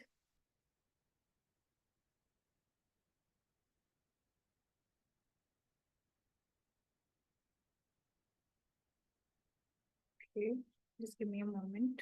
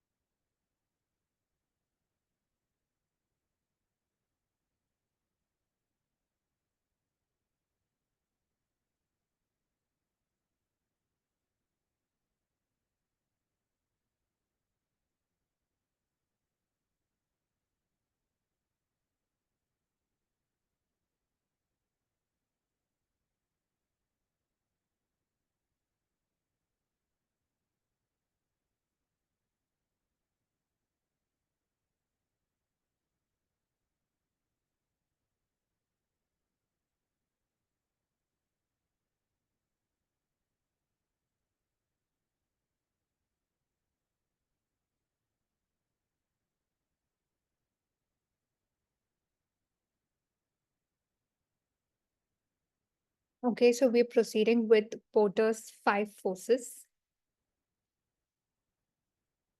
Porter's 5 forces model is that identifies and analyzes 5 competitive forces around a company that shape a company, that shape the industry, and help determine an industry's weaknesses and strengths. So basically, the surroundings that affect the company. They are known as the 5 forces that affect the company to take a decision, make a price. 5 forces analysis is frequently used to identify an industry structure to determine the corporate strategy. Porter's model can be applied to any segment of the economy to understand the level of competition within the industry and enhance a company's long term profitability. So, what are the 5 forces? Threat of new entrants in the market, supplier bargaining power, internal competition, threat of substitute, and customer bargaining power. These 5 factors in and around the company affect the company to take certain decisions. These 5 forces are known as Porter's 5 forces. Okay, now for example, there is a threat of new competition in the market. So what I have to do, I have to think for a strategy by which at least my customers will not switch to a competition. So for that, what can I do? I can offer a discount to my existing customers, right? I can offer, so I want new customers also. So I can say that for every reference that a existing customer gives to a new customer, the existing customer will get 20% off and the new customer will get 10% off. So this is my way of dealing with a new entrant in the market, right? So let us review each of these 5 factors individually. Now let's talk about each 5 factors. The first factor is the competition in the industry. The first of the 5 forces refer to the number of competitors and their ability to undercut a company. The larger the number of competitors, along with the number of equivalent products and services they offer, the lesser the power of the company. Because more the competition, lesser we have the power. If we have no competition in the market, that means we are powerful. We are the price makers. If consumer wants to buy that product, they have to buy it from us. They have no other option. But more the competition, lesser the power. Okay. Previously, Nokia was like the market leader. I make the price. If you want to buy a mobile, buy, warna don't buy. क्योंकि कोई और competition है ही नहीं. But today we have so many phones. Just tell me your budget and I will suggest you a phone. It's like that. So because of that, what happens is every competitor in the market has less power. They don't have the power to make a lot of decisions because the consumer will say, no, I don't want to buy Apple because my budget is less. So then they will buy something else, right? So like that. Suppliers and buyers seek out of competition if they're able to offer a better deal or lower prices. Conversely, when a competitive rivalry is low, a company has greater power to charge higher prices and set terms of deals to achieve higher sales and profits. Example, Nokia. So when the competition is low, you can be a price maker. But when the competition is high, you cannot be a price maker in the market. So that is the competition in the industry. The next one we have is potential new entrants in the industry. So previously Nokia was there alone. Then slowly and steadily there was an entrance of Apple, फिर आया, Samsung, फिर आया, Sony, फिर आया, फिर था Motorola was there, then came Redmi, then came Oppo. So all of these new entrants in the industry. So how do these new entrants in the company or in the industry affect the company? A company's power is also affected by the force of new entrants into its market. The less time and money it costs for a competitor to enter a company's market and be effective competitor, the more an established company's position could be significantly weakened. So previously the position of Nokia was strong. But slowly and steadily, as new competitors started coming in the market, slowly their position is weakened. That means they became a little, their position became a little shaky. An industry with strong barriers for entry is ideal for existing companies within that industry, since the company would be able to charge higher prices and negotiate better terms. An industry where the entry is difficult, there are huge barriers to entry. Within that industry, since the company would be able to charge higher prices and negotiate better terms. That is the second one of your Porter's 5 forces. The third one is your power of suppliers. How easily the suppliers can be cost makers in the market. The next factor in the 5 forces model addresses how easily suppliers can drive up the cost of inputs. It is affected by a number of suppliers of key input of goods or services, how unique their products are, and how much it would cost a company to switch to another supplier. Now, for example, currently you have a supplier, but the price of the supplier depends on how unique their products are. And then if you don't like their price and product, you can always switch to another supplier. The fewer suppliers to industry, the more the company would depend on a supplier. If the suppliers are low, the company has to depend a lot on the suppliers. If the suppliers are a lot, you don't need to please any supplier. If not you, then next is there in line. We don't need to plead anybody. As a result, the supplier has more power and can drive up input cost and push for other advantages in trade. On the other hand, when there are many suppliers or low switching costs between rival suppliers, a company can keep its input cost lower and enhance its profits. So when you have an option of a lot of suppliers, you can select between which supplier is the cheaper, and you can go with that supplier, which will reduce your cost and improve your profit because you have a lot of options of supplier. So you will select a supplier which is giving you good quality product at a reasonable price, which is not a wrong thing to do, which will reduce your cost and enhance your profit. Then the power of customer. The customer literally has the most power. They can literally change a company. Like, if they're not happy with one of the company, they can switch to another. The ability of the customers have to drive prices lower or their level of power is one of the five forces. It is affected by how many buyers or customers a company has, how significant each customer is, and how much it would cost a company to find new customer or markets for its output. There are two challenges that a company usually faces.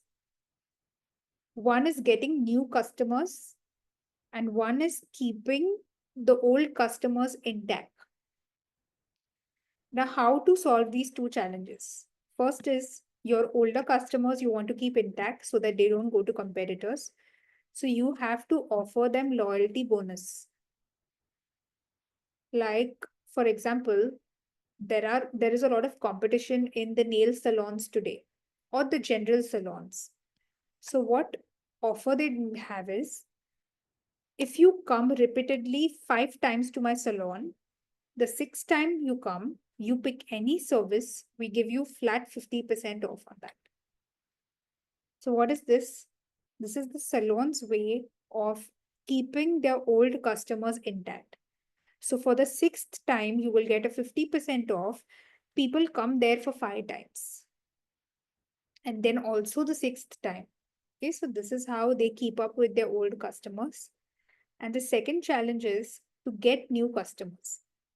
So what can they do to new customers? Say, for example, for any customer who's coming to the salon for the first time, you can offer them something, maybe some additional service for free, so that they will have a repeated visit at your salon. A smaller and more powerful client base means that each customer has a power to negotiate for lower price and better deal. A company that has many smaller independent customers will have an easier time charging higher prices to increase profitability. So this is the power of customers. Then the next one we have is threat of substitutes. There is always a threat of substitute. Okay, a substitute goods or a substitute service provider, which might be better than you, and people would love to switch to try somewhere new or try something new. So the last of 5 forces focused on substitutes. Substitute goods or services can be used in place of a company's product or service, pose a threat.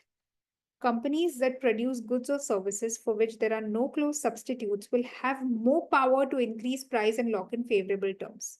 A product that has no substitute, example, Birkenstock. It has that lower range substitute, but there is no Takkar ka competitor yet, as yet for Birkenstock. So a company that does not have a close substitute has a power to increase price and lock in favorable terms. अभी तक कोई competitor बना ही नहीं है उसका. Maybe a lot of companies are improvising and trying, like Westside came up with their version of Birkenstock, but it was so bad, the base was so bad. So it's टक्कर का competition अभी आया नहीं है. When close substitutes are available, customers will have the option to forego buying a company's product, and the company's power can be weakened. When there is a close substitute that you feel, oh, this is same like that, then the company's power will be weakened. Maybe we will see it in the future, maybe not. Maybe many Indian brands are trying their best to get there and make a shoe which is as good as Birkenstock, and that time maybe the power of that company can be weakened. Understanding Porter's 5 forces and how they apply to an industry can enable a company to adjust its business strategy to better use its resources to generate higher earnings for its investors. This is the examples of factors which are illustrated below. Threat of new entrants, bargaining power, threats of substitute, and bargaining power of buyers. So I want you to just read through this and then we proceed.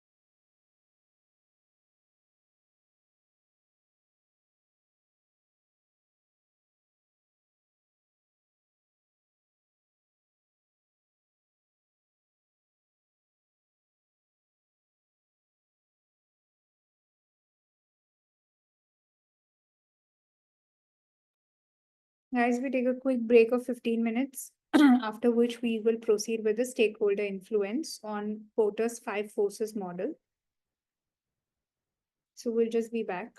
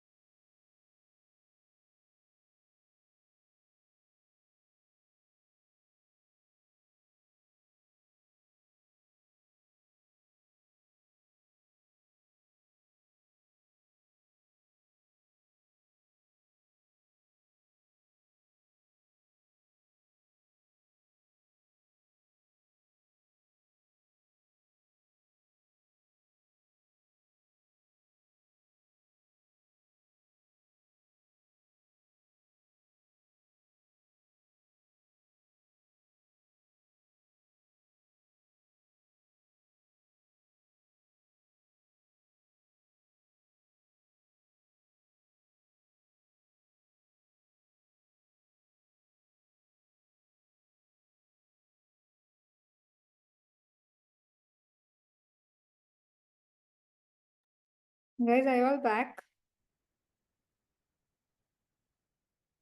Yes, ma'am. Okay, let's proceed.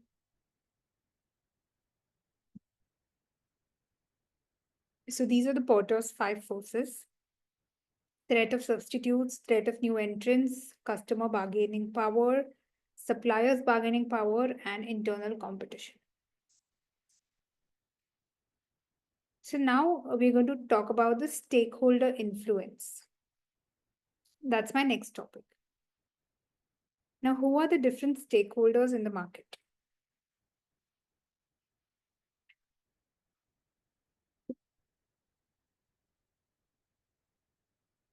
For example, I have the shareholders, I have the suppliers,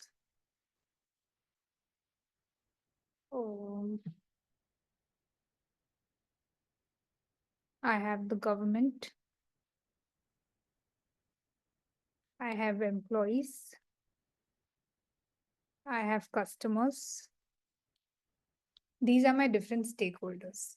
And what do every stakeholder have influence on my company? So, a stakeholder is anyone, as an individual or collective, such as an organization, that has an interest or is concerned with the actions of the business. So, anybody who has an interest or any kind of connection with the business, like the shareholder is the real owner of the business, supplier supplies products to the business, government collects taxes, imposes legislations, employees work for the organization for any amount that is their salary, and customers buy products from the organization for a price. So, anybody that has an interest or is concerned with the actions of the business to the extent that they are affected by or they can influence the business. Okay, so that is a stakeholder. Any person who has any kind of relation with the company that can be affected by or they can influence the business of that entity.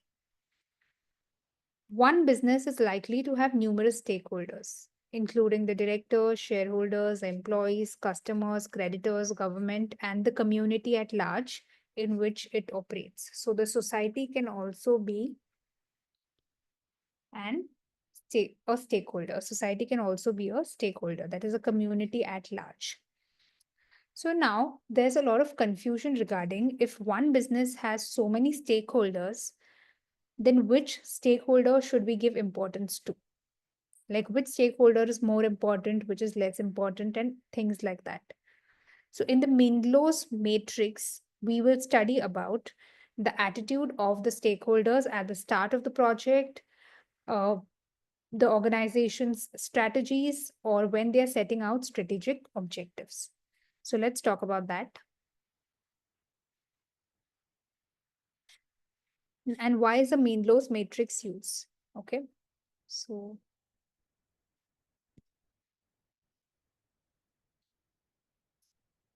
Mindlow's matrix is a tool that may be used by an organization to consider the attitude of their stakeholder at the start of the project or when they're starting out the strategic objectives.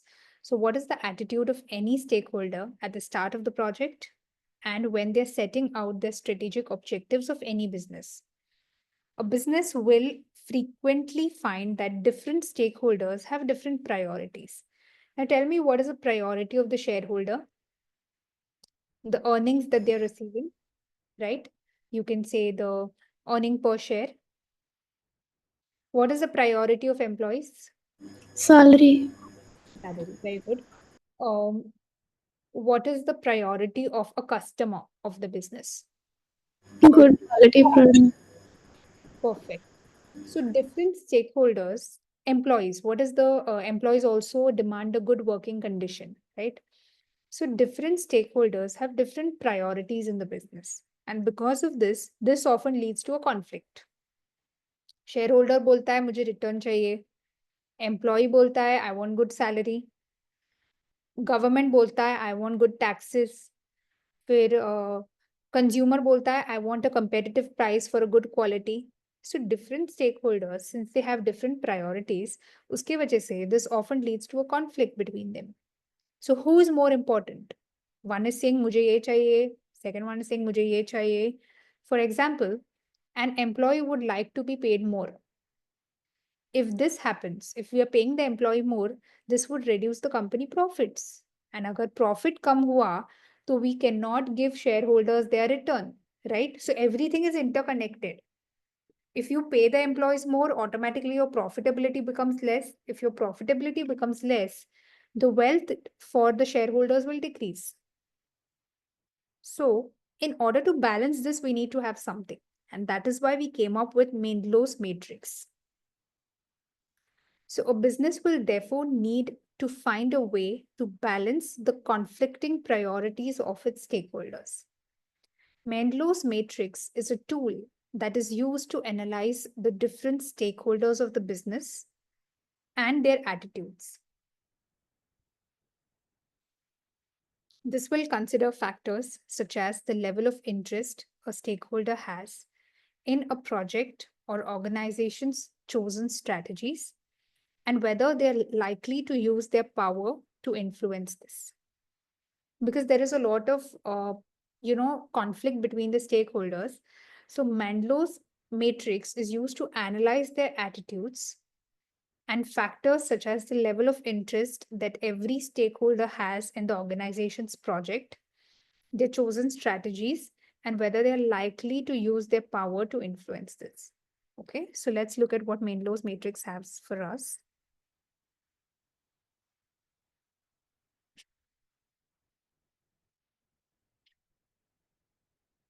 So this is a matrix which is illustrated diagrammatically. Now, we know that every stakeholder has a fight with each other, has a conflict. Employees are demanding more salary, but shareholders are also demanding greater return.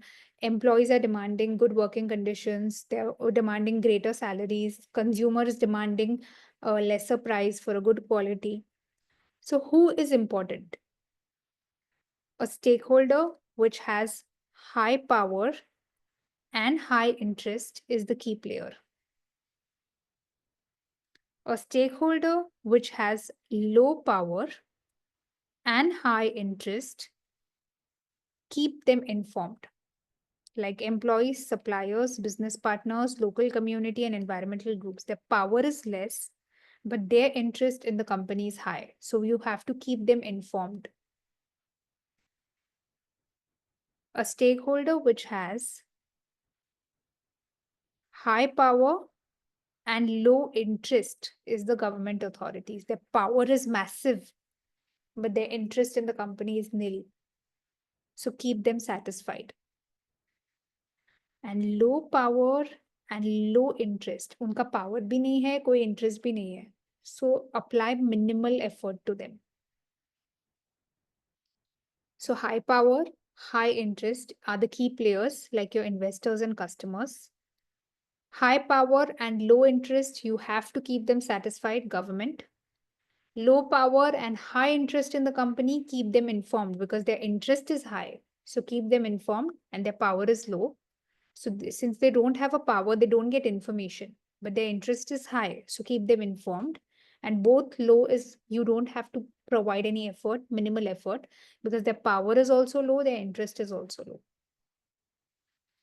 So this is the interest and this is the power. Did you understand this matrix? Yes.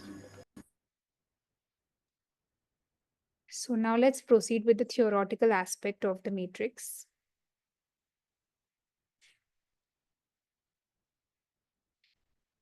Now the theory, okay? Please listen. High interest and high power, key players. These will be considered key players and a business will need to actively engage this group. So you have to constantly keep the investors and the customers happy because they have a high power. Customers have a power to switch. Investors also have a power to switch and they have very high interest in the company. So these will be considered key players and a business will need to actively engage this group. The group is likely to have a very significant influence. They may be driver behind a change or a strategy. they will have the power to stop the change or strategy going ahead if they are unhappy. So imagine if the customers are unhappy, what they can do? They have a power to stop the change. They can switch to a competitor with which the company will suffer. So they have a high power and a high interest. Even the investors. If the investors are not happy with the returns that they're getting, they can sell off their shares and invest in another company that is a competitor. So these are the key players you have to keep happy at all the times so that they don't switch to a competitor, or they don't sell off their shares, or they don't switch to and go to another company. Then high interest and low power. Now employees and all have a very low power because क्या ही कर सकते हैं वो, you know, suppliers, business partners, local community, environmental groups, their power is low, but their interest in the company is a lot because employees want to know everything that's happening in the company, but their power is very limited. So they need to be kept informed about what the company is doing. This group have an interest in what is happening. However, they are unlikely to have the power to influence the change. If the company takes a very big decision about which the employees are not happy, they cannot do anything. They don't have the power to influence anything. They don't have the power to change anything. This group should be kept informed. While they have little power themselves, they should attempt to join forces with a group with power. So they don't have the power to change something themselves, but they can join hands with powerful group and make an attempt to change. Like employees can join hands with shareholders, with suppliers. So they can join forces with a group with power and try to change that. Then next we have is low interest and high power. Government has zero interest in your company, but government is very powerful. So you need to keep them satisfied. So we have low interest and high power. This group of stakeholders have the potential to move into a high interest, high power group. So it is essential that they are kept satisfied. If the government is not satisfied, they can literally move to the high power, high interest group of of shareholders and of customers. So it's essential that you keep them satisfied in the position that they are. By keeping them satisfied, they are less likely to gain interest and exercise their power to influence. If the government is unhappy, they will switch to this category and then they will be interested in your business. And once they are interested in your business, they will pinpoint every decision that a business takes. So rather, keep them satisfied where they are, where you are paying them money and their interest is also low. So they are not really being they are not really creating a hurdle in the decision making of the business. They are not really coming in the way. But if you don't keep them satisfied, then they can go to the high interest, high power, and they can really be like a thorn in the decisions of the business. So rather keep them satisfied where they are with a low interest. And the next one we have is low power, low interest, where you have minimal effort. This group doesn't have an interest in the organization and in their direction. This is often due to their lack of power to influence the situation. तो उनका कोई interest भी नहीं है, उनके पास कोई power भी नहीं है, and they are likely to accept the position and show little, if any, resistance. And they are happy with their position. Like मेरे पास power भी नहीं है, I'm not even wanting that power. So they are likely to accept the position and show little, if any, resistance. So अगर resistance है तो they will show little bit, but they are still there only. Low power, low interest. So this is my Menlo's matrix. Key player, keep informed, keep satisfied, minimal effort. So before we move to conflict resolving strategies, just quickly go through the Menlo's matrix and see if you have any doubt.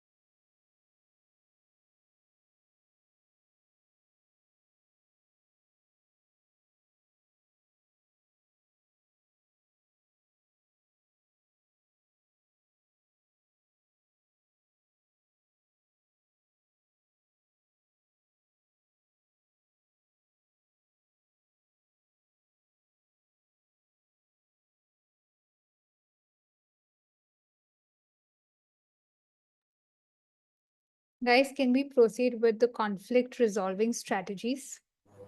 Yes, ma'am. Okay. Again, there are many stakeholders. If there are conflicts within the stakeholders, then what prioritization should the company give? Whom should we prioritize? Then what negotiations and fixing we should do? The sequential attention. If everybody has a problem, then whose problem should I solve first? Who will be second in line? Who will be last? Then the payments and exercise of power. So again, this is under the conflict resolving strategies. First of all, prioritization. This refers to a matrix to prioritize stakeholders as discussed earlier. So again, based on their prioritization uh, about who is the key player, I will resolve the conflicts of key players first. Then I will resolve the conflicts of the ones which I need to keep satisfied. Then the keep informed, and then the minimal effort group. So it completely depends on the matrix of whose conflicts should I prioritize first. जिसमें तो पहले तो key player आएगा. Second is the government because they have high power. Otherwise they will move to the key player, right? Third is the employees जिनको मेरे को informed रखना है, keep informed. And fourth is the minimal effort. Then negotiation and satisfying. This involves finding a minimal acceptable outcome for all parties and accept and compromise. Now we cannot really take the side only of the key players of the market because others are also equally important. So I need to come at a midpoint, which is acceptable for everybody. So like a compromise, which which works in everybody's favor. So it's like a fair decision that I give, which is acceptable for outcome of all parties, and everybody will be able to accept it and compromise it. Then we have the sequential attention. Turn by turn, every stakeholder should be prioritized so that they feel included. So in due time, every stakeholder's needs are attended to. So it's not that just key player I'm concentrating and looking at, but turn by turn, I will ask every stakeholder what their priority is, what they want in due time, and their needs will be attended accordingly. Then we have the side payments, finding an alternative way to benefit a group of stakeholders who are lower in priority and have a conflict, and it requires creative thinking. So find an alternative way to benefit a group of stakeholders who are lower in priority, like the employees, and have a conflict. For example, how can I make the employees happy?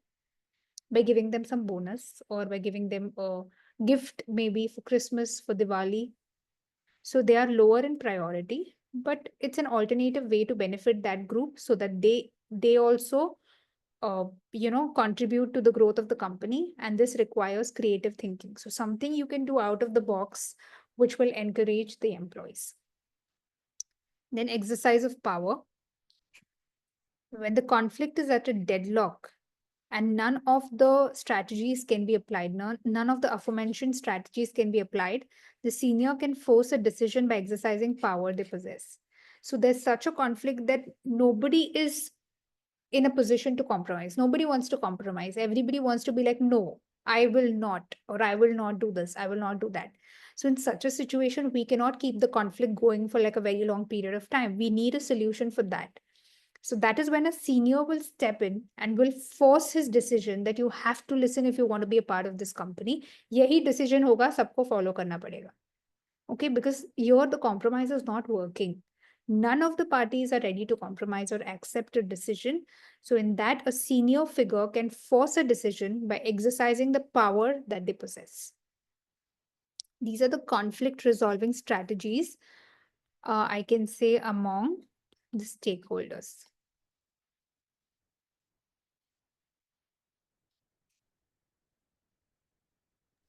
Okay, Can you explain the side payments once again? sorry. Side payments.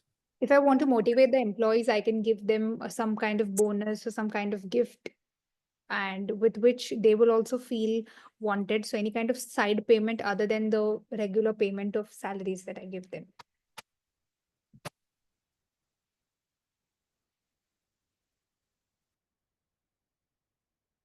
Guys, please go through the conflict resolving strategies and see if you have any doubt in the same.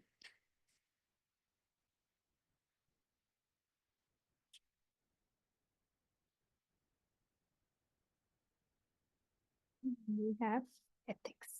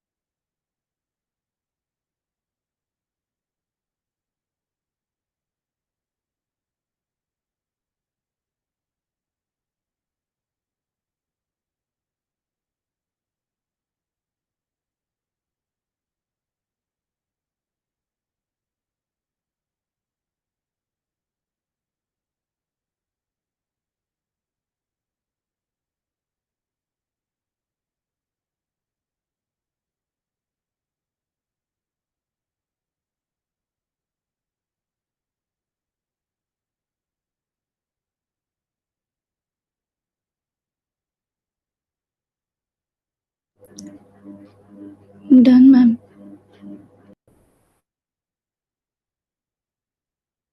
Next we have is ethics in the business. Now, what is ethics in the business? Ethics is a set of rules and regulations.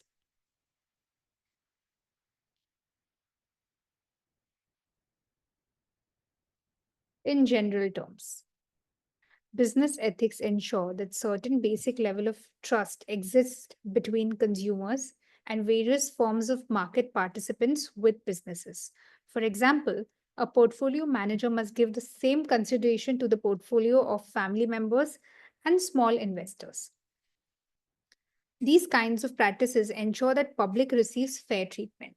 So even if a shareholder has 20% of shareholding, or even if a shareholder has 0.5% of shareholding, so if one has 20%, one has 0.5%, they should be treated fairly, same, equal treatment.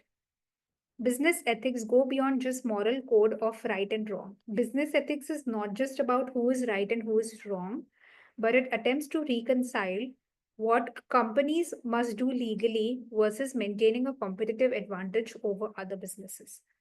So, ideally, what the company should be doing legally versus maintaining a competitive advantage over other business. So it's not just who is right and who is wrong, but together, what can we do for the competitive advantage over other business? How can we be better as a team than other business? And legally, क्या कर सकते हैं? Not unofficially or illegally. Firms display business ethics in several ways. One of these ways is by undertaking corporate social responsibility. So, sometimes a business wants to win in the competitive advantage, but the way that they use is not legal. So, it should be done legally and maintain a competitive advantage over another. And ethics is much beyond who is right and who is wrong, but it is together what we can do to have a competitive advantage over other business. And one of the ways that we can do this ethics in business is by undertaking our corporate social responsibility very seriously.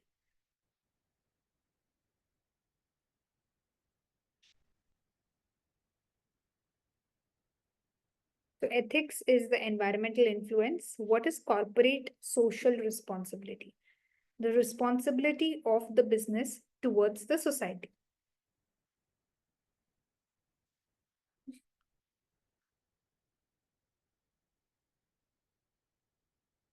Corporate social responsibility is a self-regulating business model that helps a company be socially accountable to itself, to its stakeholders, and the public.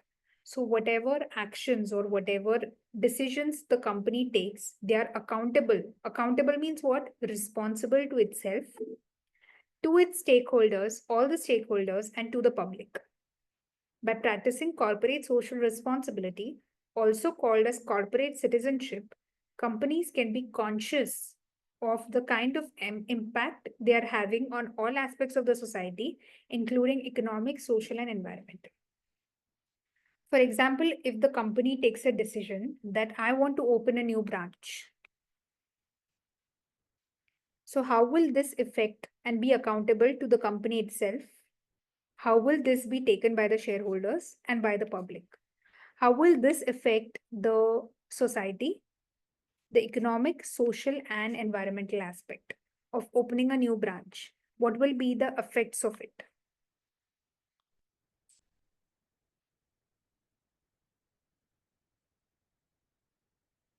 Okay.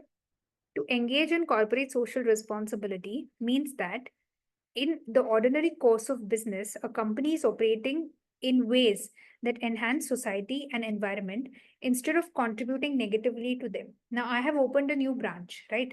I should not contribute negatively by polluting the environment and by doing this and that. Instead, I can take steps of how I can conserve the environment, my per day carbon dioxide emission capping, plus how can this be turned in a positive way by providing employment in the society, right?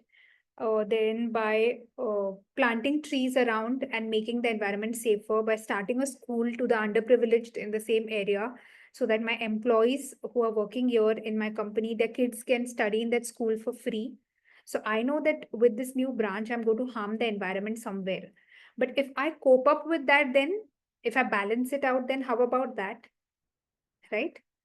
So, for a company to be socially responsible, it first needs to be accountable to itself and its shareholders. Often, companies that adopt CSR programs have grown their businesses to a point where they can give it back to the society. Best example, Tata.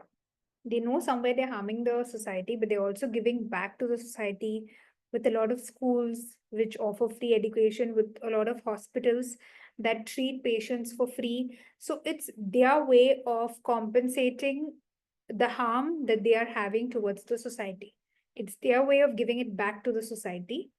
Thus, CSR is primarily a strategy of large corporations like Tata, Reliance. Also, the more visible and successful a corporation is, they have more responsibility. It has to set standards of ethical behavior for their competitors, their industry, and their peers. So, more the successful you are, your corporate social responsibility increases, because with success, you harm the society, so you have to do more for them. So this is my corporate social responsibility.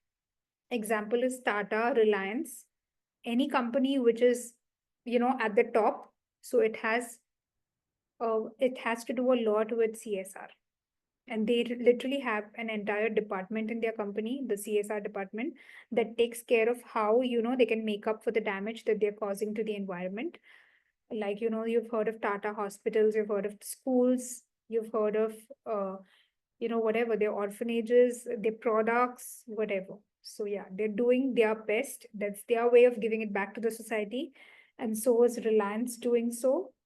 So yeah, the more successful your company is, your CSR should be more, so that it is like a benchmark for your peers, competitors, and the industry. So did you understand the CSR? The examples on CSR we'll do the next time. Yes. Everyone? Ma'am, Yeah. yesterday I was not there for the first half of the lecture. So Have the recording available. So yeah. yeah. So you have any doubt in that first half? No, I just wanted to ask how to approach this subject. So basically, this is a theory subject. Like PM जैसे मत compare करो. PM was a little bit of practical. All your professional level papers are 90% theory. So as in how we go on with the subject, I'll be telling you, what is important and what is important for the exam style questions. So we're going to take it gradually. So don't worry about that. Just watch the recording of the first lecture, wherein I've given you the paper pattern and how it is going to be. It's going to be a scenario based, a case study based. And then when we do the questions slowly and steadily, you will understand. Then I will tell you what topic you have to do. Mostly, you have to understand the theory that we're doing. You don't have to memorize anything. You don't have to by heart anything, but you should know. For example, if I ask you Porter's five forces, you should know what are the five forces. If I ask you why is the Mendelow's matrix used, you should know why it is used. Then if I ask you that give me Porter's generic strategy, so you need to give you should be able to explain to me with an example. So in the question in the exam, there will be a situation given to you, and then you have to apply these models to that situation and write your answer in your own words. So for that, you need to know these models perfectly. So that is all about APM. Okay, thank you. Yeah. So guys, that's it with the lecture. The remaining of the example we'll do next lecture. Thank you so much. See you guys next week on Saturday. And till then, please study, be safe, and thank you. Bye. Bye, thanks.